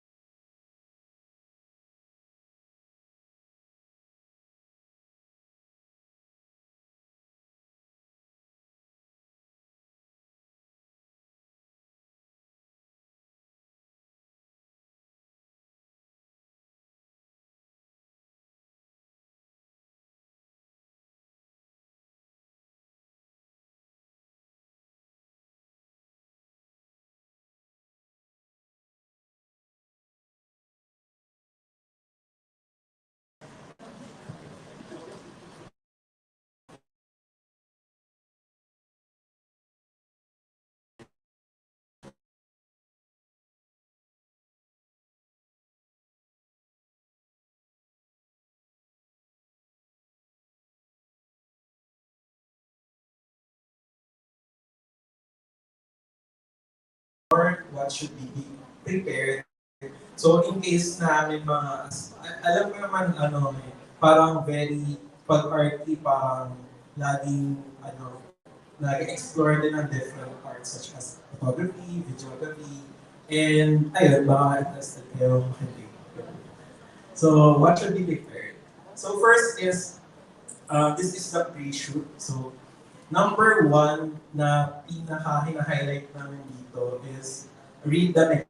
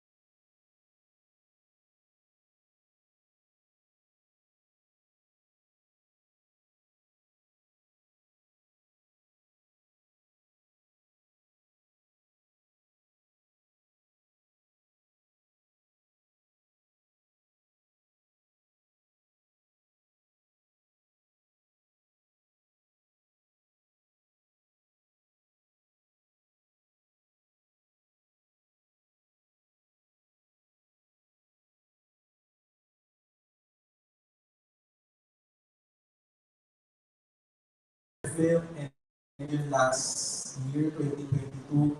Sobrang short period of time lang yun, and kasabayan pa nun ng mga, syempre, as RT, ang dami din plates and other exams, ganyan. So, kailangan natin mag-manage ng time. So, siguro mga 1 week or 2 weeks yung preparation nun. Pero, dahil parang inalam muna namin yung time and kasi we need to be, to dedicate our time. So, pag nag-set tayo ng meeting na ganito, talagang susundin. That's how we value our time. Then, next is money. So, syempre, money. So, lahat ng expenses natin sa pagpunta, sa pamasahe, ganyan. So, hindi kailangan maging efficient. So, may pupuntahan na ganito, kung possible, gawin na lahat doon, gawin na para hindi na pabalik-balik. Kasi, mahalaga yun, masasayang yung money mo. Then next is yung energy or yung human resource natin. So, syempre, hindi lahat, may mga times na hindi available lahat ng members sa isang shooting. So we need to utilize what we have, or we need to utilize the human resource that we have. Kunyari, tatlo lang available for the shoot. So, kailangan natin mag-delegate sino yung mag-shoot, sino mag-interview, sino mag-aayos ng background, ganyan. So, kasi hindi lahat magiging available kasi hindi natin may iwasan na may mga instances na magkakaroon ng berya, ganyan. So, we need to utilize our energy well. Next is the equipment. So, finally, itong equipment, especially on the documentary film, we need to be aware of what the equipment that we will be using.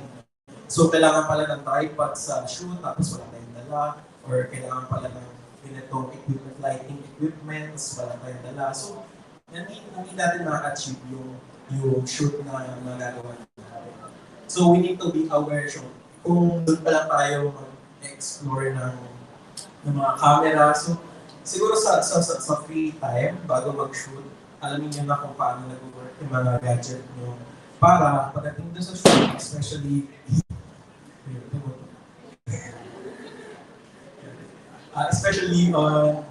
pag nag-shoot na, is alam natin gamitin yung equipment. So, next is to list down your ideas. So, listing down ideas, kasi since 5 nga kami sa group, so syempre may iba kaming ideas. May ideas si Paz, may ideas si Kev, si Leon, si Julius. So, hindi may iwasan na, syempre hindi lahat masusunod yun kasi magpababaward yun yung mismong docu-film. So, as much as possible, list down lang natin yung mga ideas. And from time to time, tignan natin ano ba yung pinaka-efficient or ano ba yung pinaka-applicable gawin with the resources that we have. So, listing down your ideas will generate the big idea, which is next. So, creating a big idea. So, ito talaga yung highlight ng pre-shoot. So, kumbaga, ito yung pinaka-added ingredient para makompleto natin yung pre-shoot natin. So, sa isang docu-film, or at least sa experience namin, gusto namin mag-create ng big idea out of the ideas that we had. So, for example, sa Himlayan Hingahan, ang big idea namin is to feature a space na hindi common seen as architecture for well-being. Kasi yung cemetery, may isip na natin na for well-being siya, puro pa. So, yung idea namin is looking outside the box and creating something unique. Same with the ang kapesa mula sa Lipunang. We wanted, kasi ang theme doon, di ba, is legacy of the past to modern architecture. So we wanted to have modern architecture na kahit na modern siya, na meron siyang kwento, meron siyang legacy na iniiwan. And usually, ang naiisip natin, puro bahay na bato, ganun. Pero we wanted it to blend with the time. Yung current na um, makita natin pag lumabas tayo, which is yun na, usually kapihan, mga open space na pinupuntahan. So, yun yung idea for that two films. Next film.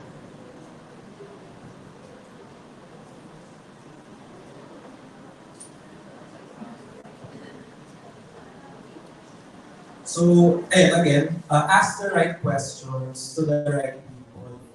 So, katulad nga sabi ni Paz kanina, nag-interview kami ng mga people to support within their field, to support what our main interviewee has to say or has to tell.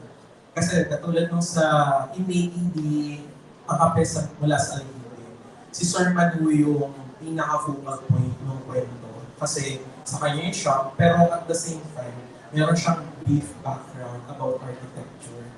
And he was able to deliver some architectural points regarding sa space na kinakatayuan ng kanyang business. Of course, he was a businessman, so parang kailangan niya din alamin kung ano talaga yung mga nandun sa shop niya. And to support yung mga sinasabi niya architecturally, we ask the right people. Kasi, katulad ni Sir Diego Torres from Renacimiento, Manila, and Sir Rancho Garcia from Intramuros Administration. So sila, yung mga nakausap namin, and they supported what Sir Manu has to say. So sila yung nasa technical side, and all we need to do is to ask the right question sa kanila. Kasi iba yung information na kailangan natin kung hindi natin itatanong yung mga tamang question. Ayun, same goes with kung i-relate natin sa researches natin or sa thesis, hindi din natin makukuha yung mga gusto nating makuwang sagot if yung tanong natin is hindi okay or hindi nagtatanong or hindi natutugma sa gusto nating makuwang sagot. Next one. And lastly sa pre-shoot is to go to the set beforehand. So going to the set beforehand, baka siya importante. So syempre, hindi din may iwasan na yung set pala ay hindi maayos or may mga hazards. Yun. And maganda din, isang advantage na pagpunta sa set beforehand is para malaman din natin kung ano ba yung mga angles na pwede natin gawin and malaman natin kung paano natin ipapwesto, kung saan ipapwesto yung interviewee, saan ipapwesto yung interviewer, and saan magandang location para sa audio quality, ganun. So mga technical side. So going to the set beforehand, very advantageous to pagdating sa paggawa ng docu-film kasi nagbibigay siya ng heads up para alam natin yung gagawin natin, ano yung mga i-explore natin bago dumating sa shooting, which is shoot the plans. So ano ba yung dapat natin gawin kapag nag-shoot na tayo? So una natin gagawin ay to document everything. So yung docu-film kasi is very unique type of film kasi hindi mo alam yung magiging flow ng magiging film mo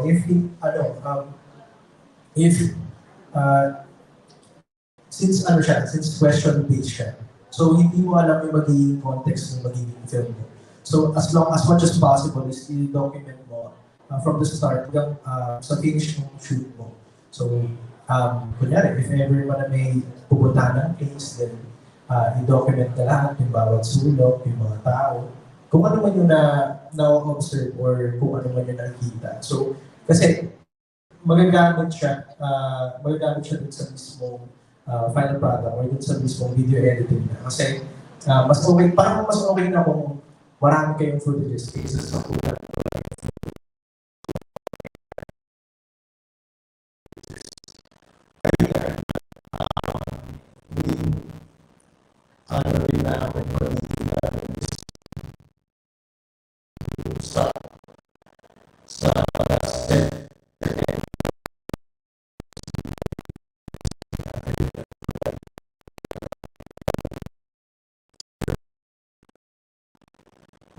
second is shoot based on context. So since meron na kayo main idea and meron ng main theme naman na yung sasalihan yung competition.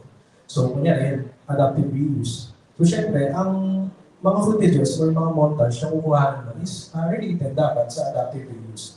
So kahit hindi pa namin alam, so kumukuha na kami ng mga shots pa bahay na ba to, sa mismong intramuros, ganyan, or sa mismong place na i-feature namin.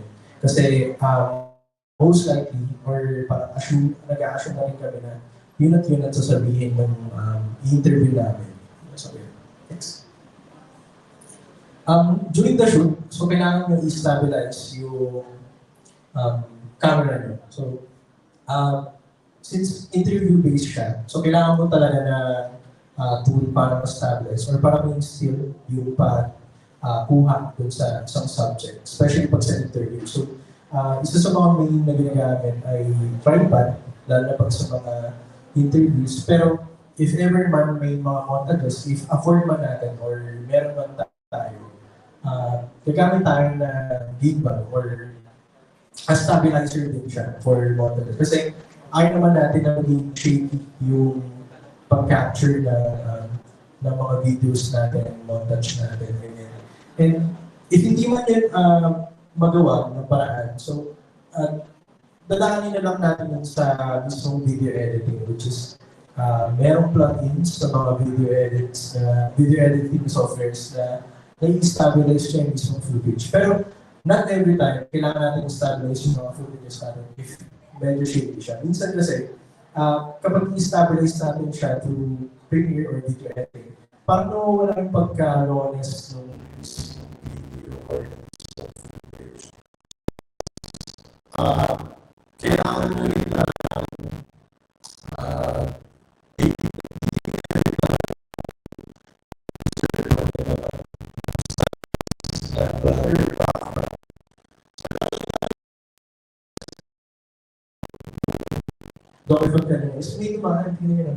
So, pero, ang ano kasi, okay lang naman kung may dadaan lang siya papasok. Pero kasi, nag-stop siya dun sa mismong frame. So, parang yung attention ko is napunta dun sa dumadaan. So, ganun. So, as much as possible, para maiwasan siya, is hanap kayo ng place na, syempre, wala dun.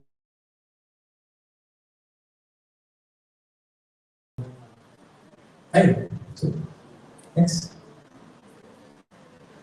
So next is explore camera shots for angles. So during the shoot, so ito yung mga ito yung mga in-explore din namin. Meron kaming medium shot, which is yung interview mismo.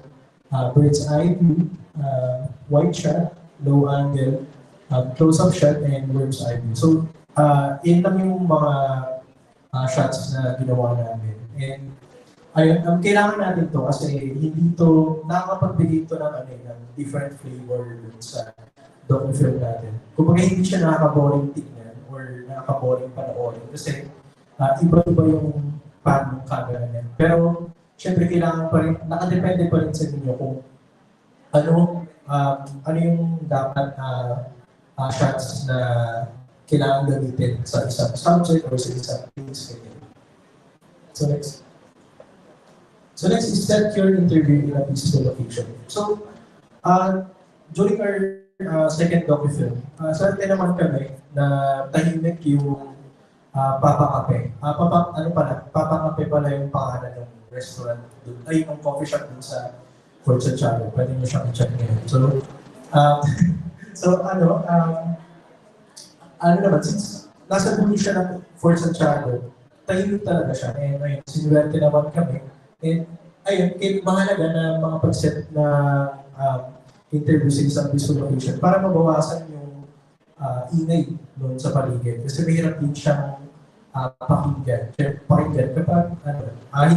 hindi natin maririnig yung sasabihin ng interview or may hirapan tayo mag-edit if maingay man yung paligid ng interview. So, next.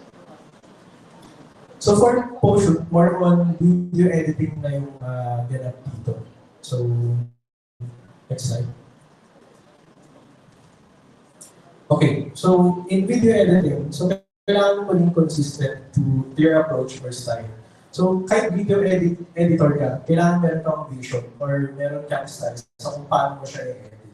So, sa dalawang entries namin na ginawa namin, ang ginawa talaga namin style or approach is parang nagkikwento lang yung main subject. And ang nangyayari is nag-a-add lang din yung mga supporting subjects dun sa main subject. So, parang nag-uusap-usap lang sila. And ayun yung ginawa namin consistent style or approach para na rin ma-determine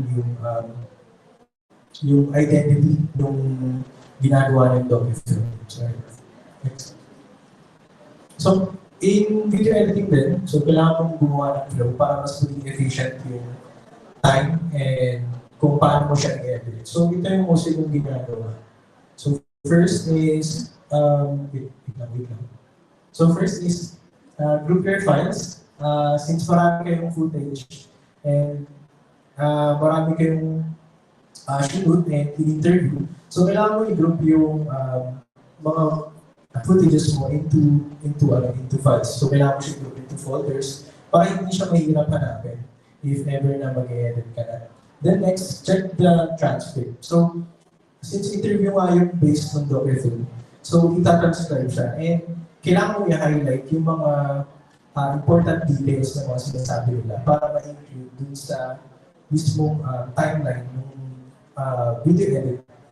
So next is, after ng ma-highlight or makuha yung mga important details, so kailangan mo, so i-arrange mo na yung mga footages and yung mga montages based dun sa context na sinasabi nila. Then next is, ika-cut lang yung mga necessary clips dun sa mismong footages, then ipapolish mo siya, like maglalagay ka ng background music or sound effects or transition, depende sa inyo. Next. So consider sound design. So sound design kasi is more on sa video editing is paglagay ng background music or paglagay ng sound effects and pag-edit ng noise cancellation dun sa video edit. So yun. Siyempre, sa background music, kailangan mo i-consider kung ano ba dapat yung tamang background music para dun sa approach ng video mo. Siyempre, hindi ka naman maglalagay ng kanta sa TikTok tapos yun yung pangalan sa docu-film. So hindi naman gano'n. Then, if medyo malikot naman yung utak nyo, pwede ka maglagay ng sound effects sa docu-film. Depende dun sa approach na gusto nyo gawin. Then, noise cancellation for interviews para mas tulog yung sinasabi ng mga main subject and para mas malinaw yung mga sinasabi. So patience, kailangan ng patience kasi so in video editing, so kunyari, especially yung sa intro ng sinasabi, stories are powerful. Lagi ko yung paulit-ulit na pinapakinggan. Kaya, ayun, nakakasawa siya. Pero yun, since ikaw yung video edit, kailangan mo talaga ng patience para matalo siya. So enhance your footage. Depende naman sa inyo if color grade nyo yung footage nyo. Pero since docu-film to, mas appropriate if i-enhance nyo lang. So, ang mangyayari is, improve nyo lang yung highlights, yung shadows, yung mismong footage nyo, para makita na rin yung pagka-rawness. And I think, para sa akin kasi, hindi naman ganun ka-necessary yung color grading sa docu-film kasi documentary naman siya. Pero depende pa rin talaga sa inyo. Preference. So, kung nakikita niyo yung kung nakikita niyo kanina yung docu-film kanina, mapapansin talaga yung mga mali sa subtitles and other clips na transition ganyan. Kasi usually hindi ko nireview ng madalas yung final product. So, ibig sabihin, tama ko na. Nag-ram ako nun. Pero, ayun, lesson na rin to sa amin if ever na gagawa man ulit ng docu-film na kailangan talaga tignan kung ano yung need pang improve or kung ano pa yung mga mali na kailangan itama. So, next.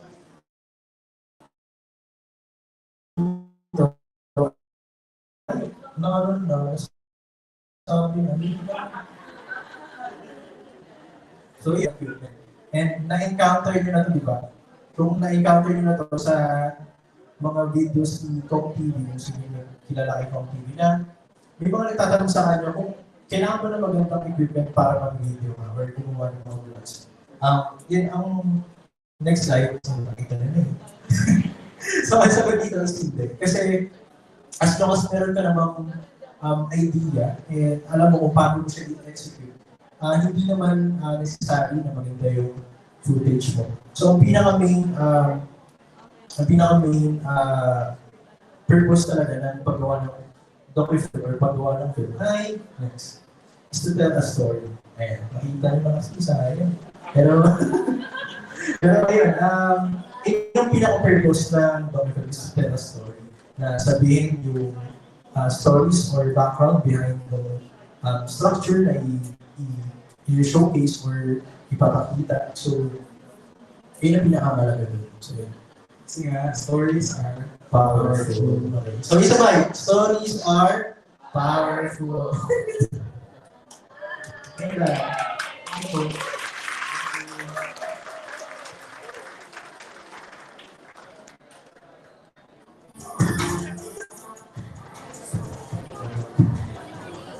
Ayan, thank you for that wonderful talk from you guys. Now it's time for the steaming questions from our audience. We would like to invite everyone to ask any inquiries related to the topic. Don't hesitate to satisfy your curiosity. Any questions, guys? Hello.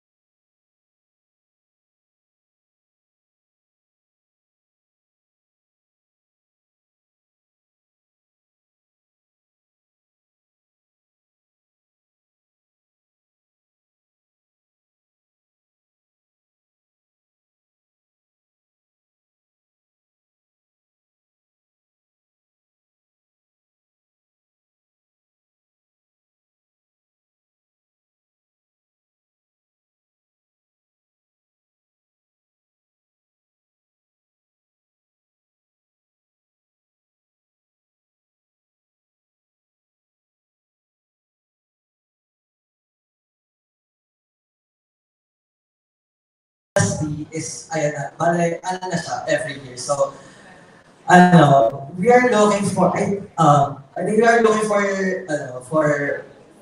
members na may same passion as we are in creating films. Kasi, madali lang sabihin na gusto kong sumali. Pero, for us, we are looking for someone na aside from my creativity when it comes to docu-film is dedicated talaga to create a film that will change a narrative, especially with regards to architecture dito sa Pilipinas. So,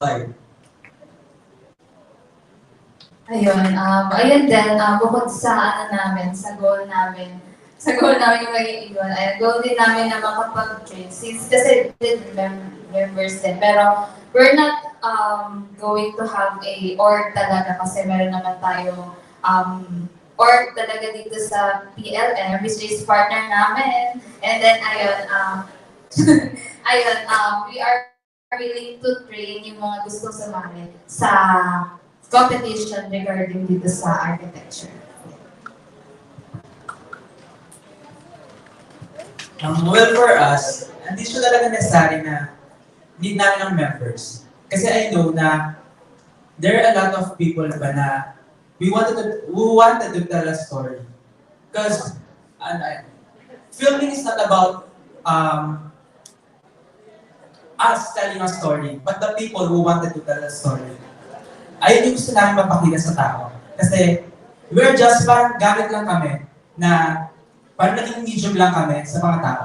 Kasi alam namin na maraming walang voice dyan na gusto may sabihin. Pero kami kasi, nagsilita lang kami medium to encourage people and to speak up for what they want to say. So, I know na maraming artist student, hindi lang artist student, but a lot of college students or even an ordinary people who wanted to tell a story pero wala silang background or wala silang parang power to stand for themselves. So I think na even kami, na hindi kami, parang konti na lang mabawasan kami, meron at merong grupo dyan na tatayo or magsisimula ulit ng bago to tell a story na mapakita talaga na hindi lang about sa architecture, syempre, pero about yung story out there. Yeah.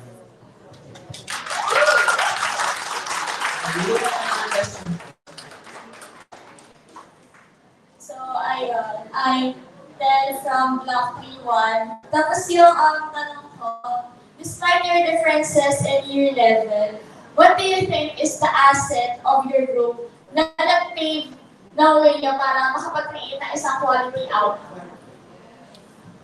So syempre, as a group, may kanya-kanya naman kaming opinions and differences. So, tinry namin talaga na kuhanin yung key features every person para and pagsasama-samahin namin yun para mapag-create ng final output. And kumbaga masama namin yung mga gusto namin character dun sa gagawin namin document. So,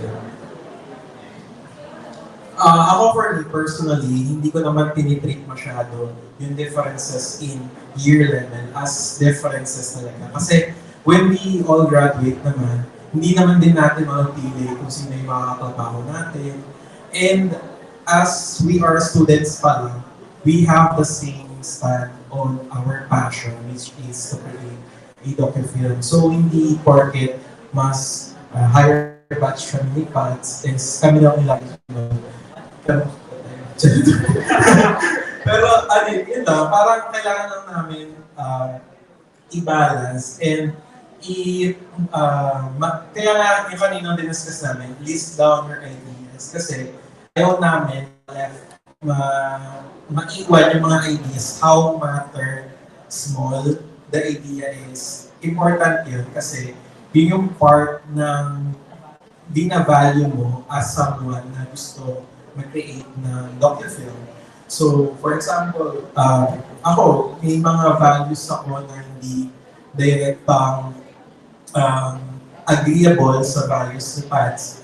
So, pero nagkakaroon kami ng common grounds when it comes to creating a docu-film. Kasi, nagkakaroon ng parang when nandun na kayo sa mismong part na ginagawa mismo yung docu-film, is ma-realize nyo din yung advocacies of each member of the team that you would consider.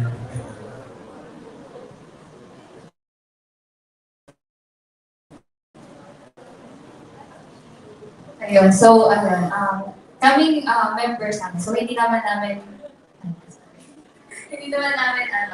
tinitingnan masyado yung differences namin. So, yung group din namin is part of council before. So, meron na kaming good working ethics na na-develop. And also, siguro pinakamahalaga lang sa isang group ay, ang pinakamahalaga ay marunong mag-take ng good criticism sa isa't isa. And also, yung matuto ng learning sa bawat isa.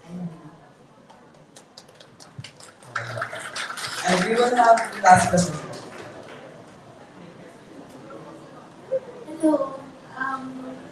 Good afternoon muna sa ating beloved WA.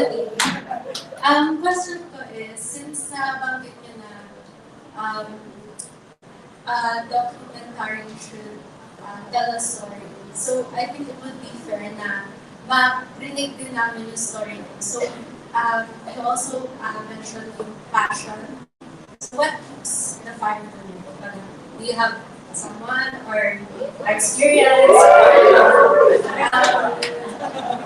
Tapos, yun, what keeps the fire going individually? And what keeps the passion going sa isang group? Ayan. Bala yan, individually speaking, yung sa akin, keep on going is, na-interest talaga to the documentary aspect talaga. Kasi for those who do not know, may inclined talaga ako with regards to photography. And syempre, from time to time, parang as an architecture student, we get bombarded with different plates and stuff na related to architecture. And it's a good thing na magkaroon tayo ng avenue to separate yung natin para kumbaga to release stress from the architecture in general. Kasi sobrang taxing talaga ng course na to. And it's a good thing na magkaroon tayo ng way to release yung ganong stress. And sa amin, I think yung docu-film yung naging namin. Kasi to think na we created this docu-film, yung dalawang docu-films, midterms to midterms, pero ayun ba, parang it was an avenue talaga for us na makapagpahinga man lang ba, kumbaga, with regards to Tapos, ayun. So for me naman, hindi din nawawala yung passion for photography and videography. Pero mostly into photography talaga ako. Pero since yun nga, like Stephen said, very taxing din talaga yung program natin. And somehow, kahit nakaka-stress yung paggawa ng docu-film, nakaka-release din siya ng stress. So, in a way, we get to explore different kinds of perspective from the people na involved in architecture. Kasi, syempre, yung mga buildings, hindi naman ito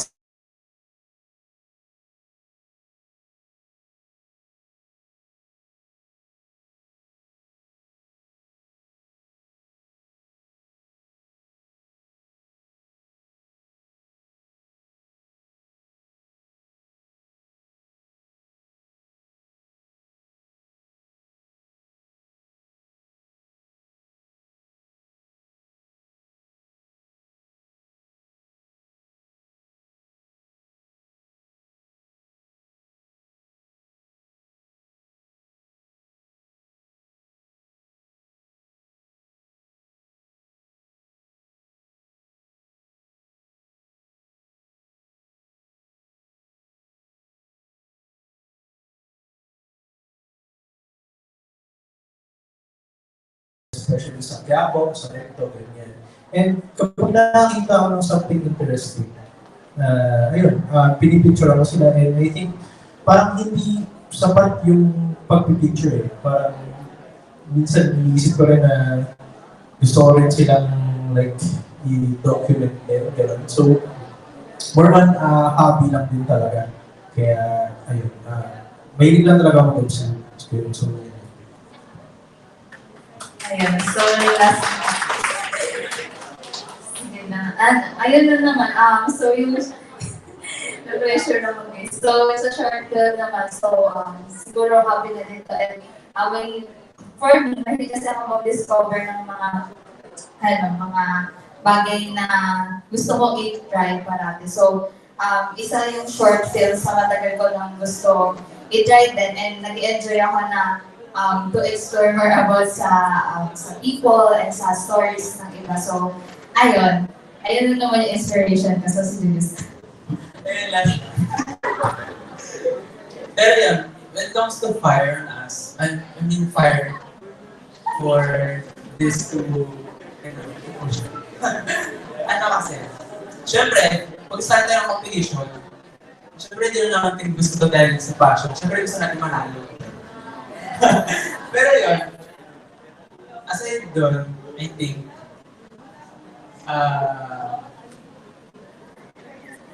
yun. And ako kasi personally, may passion ako about photography, making films. Pero kasi, having a group like this, na we have different kinds of parang edge. Kami Kuya Pats or tsaka ni Stephen, mga sa photo, ganun. Tapos sila Kuya Zed, sila Nikech for mga interviews, tsaka mga kung paano ba magpa-process mo talaga yung pinaka-story namin. So, yun, kapag talaga nasa group ka, it's all about collaboration para magkaroon ng magandang output. And at the same time, ayun, manalo. Ayan, thank you po for answering that question. Everyone who participated, thank you for your curiosity. And huge thank you to our speakers for sharing your knowledge and the story behind your masterpiece.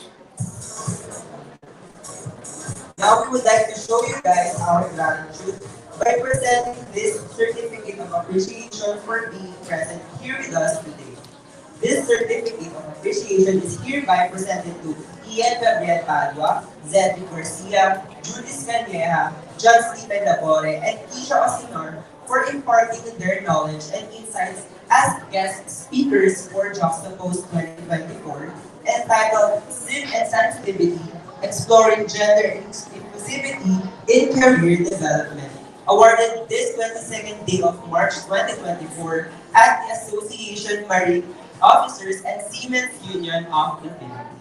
Signed by Ms. Cristiana Ocon, CASBE Student Council President, Ms. Keisha Osinor, CASBE Student Council Vice President, Ms. Dana Labangana, Events Head, Ms. Shannon Stephanie H. Policarpio, Seminar Head, Ms. Holly Smiley Cyril C. Garcia, Seminar Co-Head, and Architect Maria Monica E. Pumalte, CASBE Student Council Advisor. Thank you. Again, guys, let's give them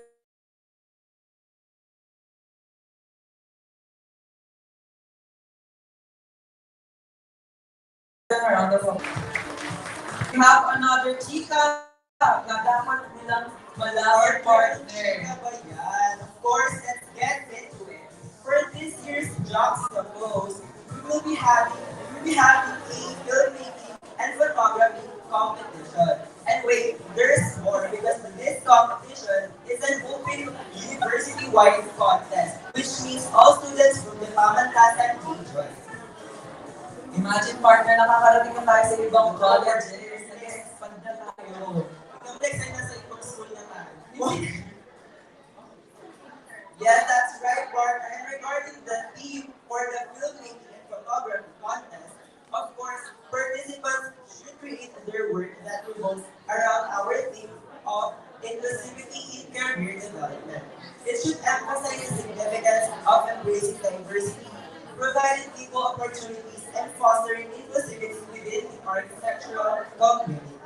What an inspiring thing we have in this competition, partner. Talagang tamang-tama sa month natin ngayon where we honor women and inclusivity in our community. I totally agree with you, partner. Ngayon naman, without further ado, we will discuss the subcategories for this competition. Tama ka dyan, partner, because these two competitions have two subcategories per contest.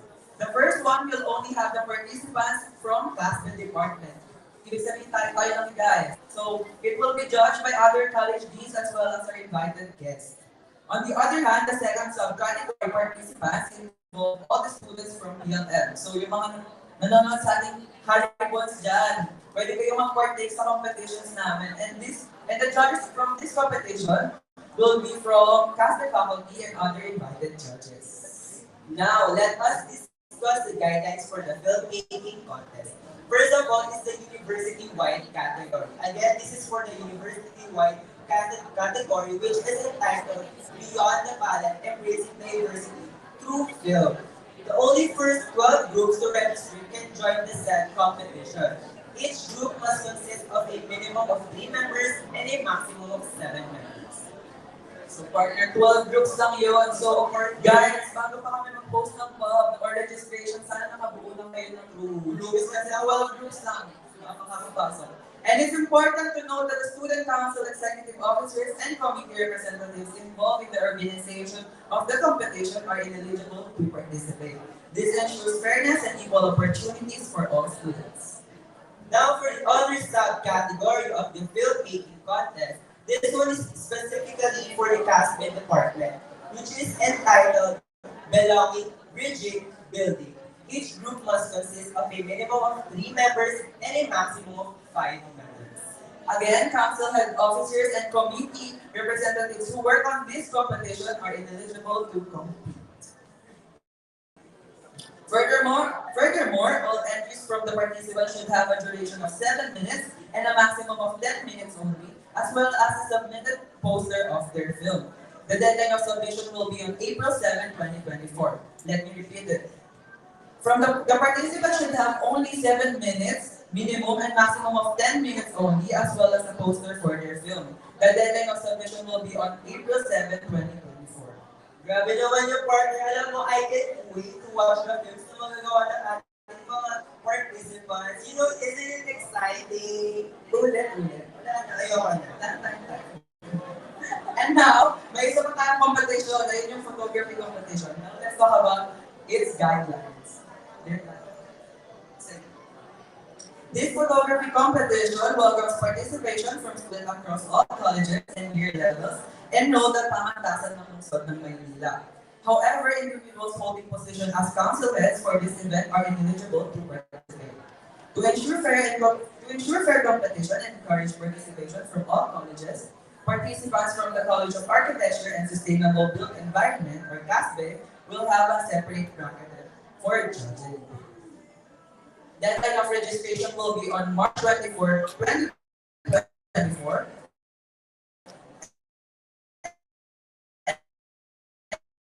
And then deadline of online guideline following in any of this competition. Make sure to keep yourself updated in our FB page. Ayan, partner, for the next part naman, pupunta pa na tayo sa, exciting part. Let us announce, exciting part of our competition. Ano pa ba yung exciting part, partner, kundi ang prizes ng competitions? Alam mo, partner, balita ko medyo malaki ang prizes dito sa ating competition eh. Magkano ba yung sa filmmaking competition, partner? Balita ka na daw yan eh. Tumatagiting na, abangan natin sa posting ng podcast. So for the filmmaking competition, magkakaroon tayo ng top 3 winners. The first placer, second placer, and the third placer. How about naman sa photography competition, partner? Nakaka-excited ba ang prizes natin for you? Alam mo, mas malaki yata yung prizes. Pero hindi ko sure narinig ko lang. Magkano? Alam mo, hindi ako katulad mo, sasabihin ko sa kanila. Magkano? Tumatagal din na abangan nyo na lang din. Kasi bawal namin sa video, guys. Sorry. Abangan nyo na sa pop. So ayun talaga, grabe yung awards na yan. Parang mag-aabang talaga yung mga participants natin. Kaya naman artistas, join our filmmaking and photography competition and get a chance to win these surprising prizes. Tama, partner. Unleash your inspiring creativity, artistas, and our co-haribons, and let us empower a future of inclusivity and diversity. And again, if you are interested, keep updated with us in our social media pages for further announcement and updates by liking and following us on our Facebook, Instagram, and Twitter accounts with the username PLM Student Council. Those who are watching with us right now through live stream, send us a heart reaction to show your support in our event. Now we would like to show our gratitude by presenting this certificate of appreciation to our seminar task force for spearheading this seminar. The certificate of appreciation is hereby presented to our task force, especially to our heads, Ms. Shana Stephanie H. Policarpio, seminar head, and Holly Marie Cyril C. Garcia, seminar co-head, for your unwavering dedication and hard work in organizing such an impactful seminar for Juxtapose 2024, entitled Civil Sensitivity, exploring gender inclusivity in career development. Awarded this 22nd day of March 2024 at the Association Merit Officers and Seamen's Union of the Philippines. Your efforts have truly made that difference. So this is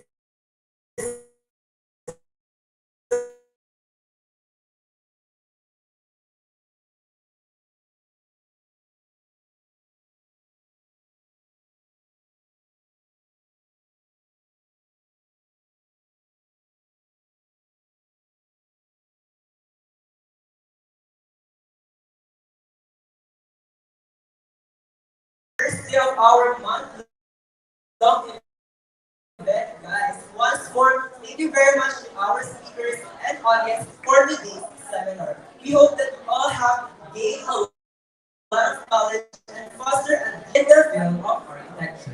And of course, we want to express our huge gratitude once again to our partners in this event, UAPSA PLM and PLM Independent Film and Arts. And special thanks to PLM Saves, Stewards and Volunteers for the Earth's Philippines, and PLM College Team Club. We hope to work with you in the future again. And once again, artistas, for similar events like this, don't forget to like and follow us on our official Facebook page, Instagram, and Twitter account with the name PLM CASBE Student Council, and support our YouTube channel by subscribing to PLM Architecture. Those who are watching with us right now through live stream, send us a heart reaction to show support in our event. You can also tweet us with the hashtag Juxtapose 2024 and hashtag Sequence Sensitivity and tag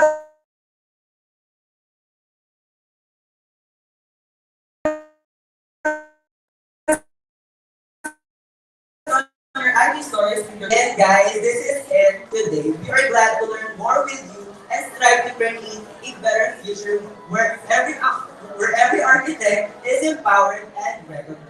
At partner, hindi pa tayo muling beses na magkikita tayo ulit kasi magkikita-kita pa tayo sa April 15 for the second seminar of Juxtapose 2024.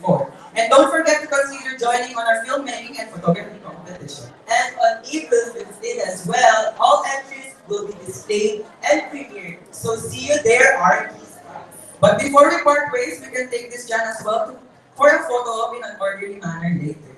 So once again, thank you very much, artistas. This has been Victoria Luis Fernando from Block P2. And I'm John Stephen Q. Enriquez from Block P2, your host for today's Juxtapose seminar, Sequence Sensitivity, Exploring Gender Inclusivity in Career Development. Thank you, artistas!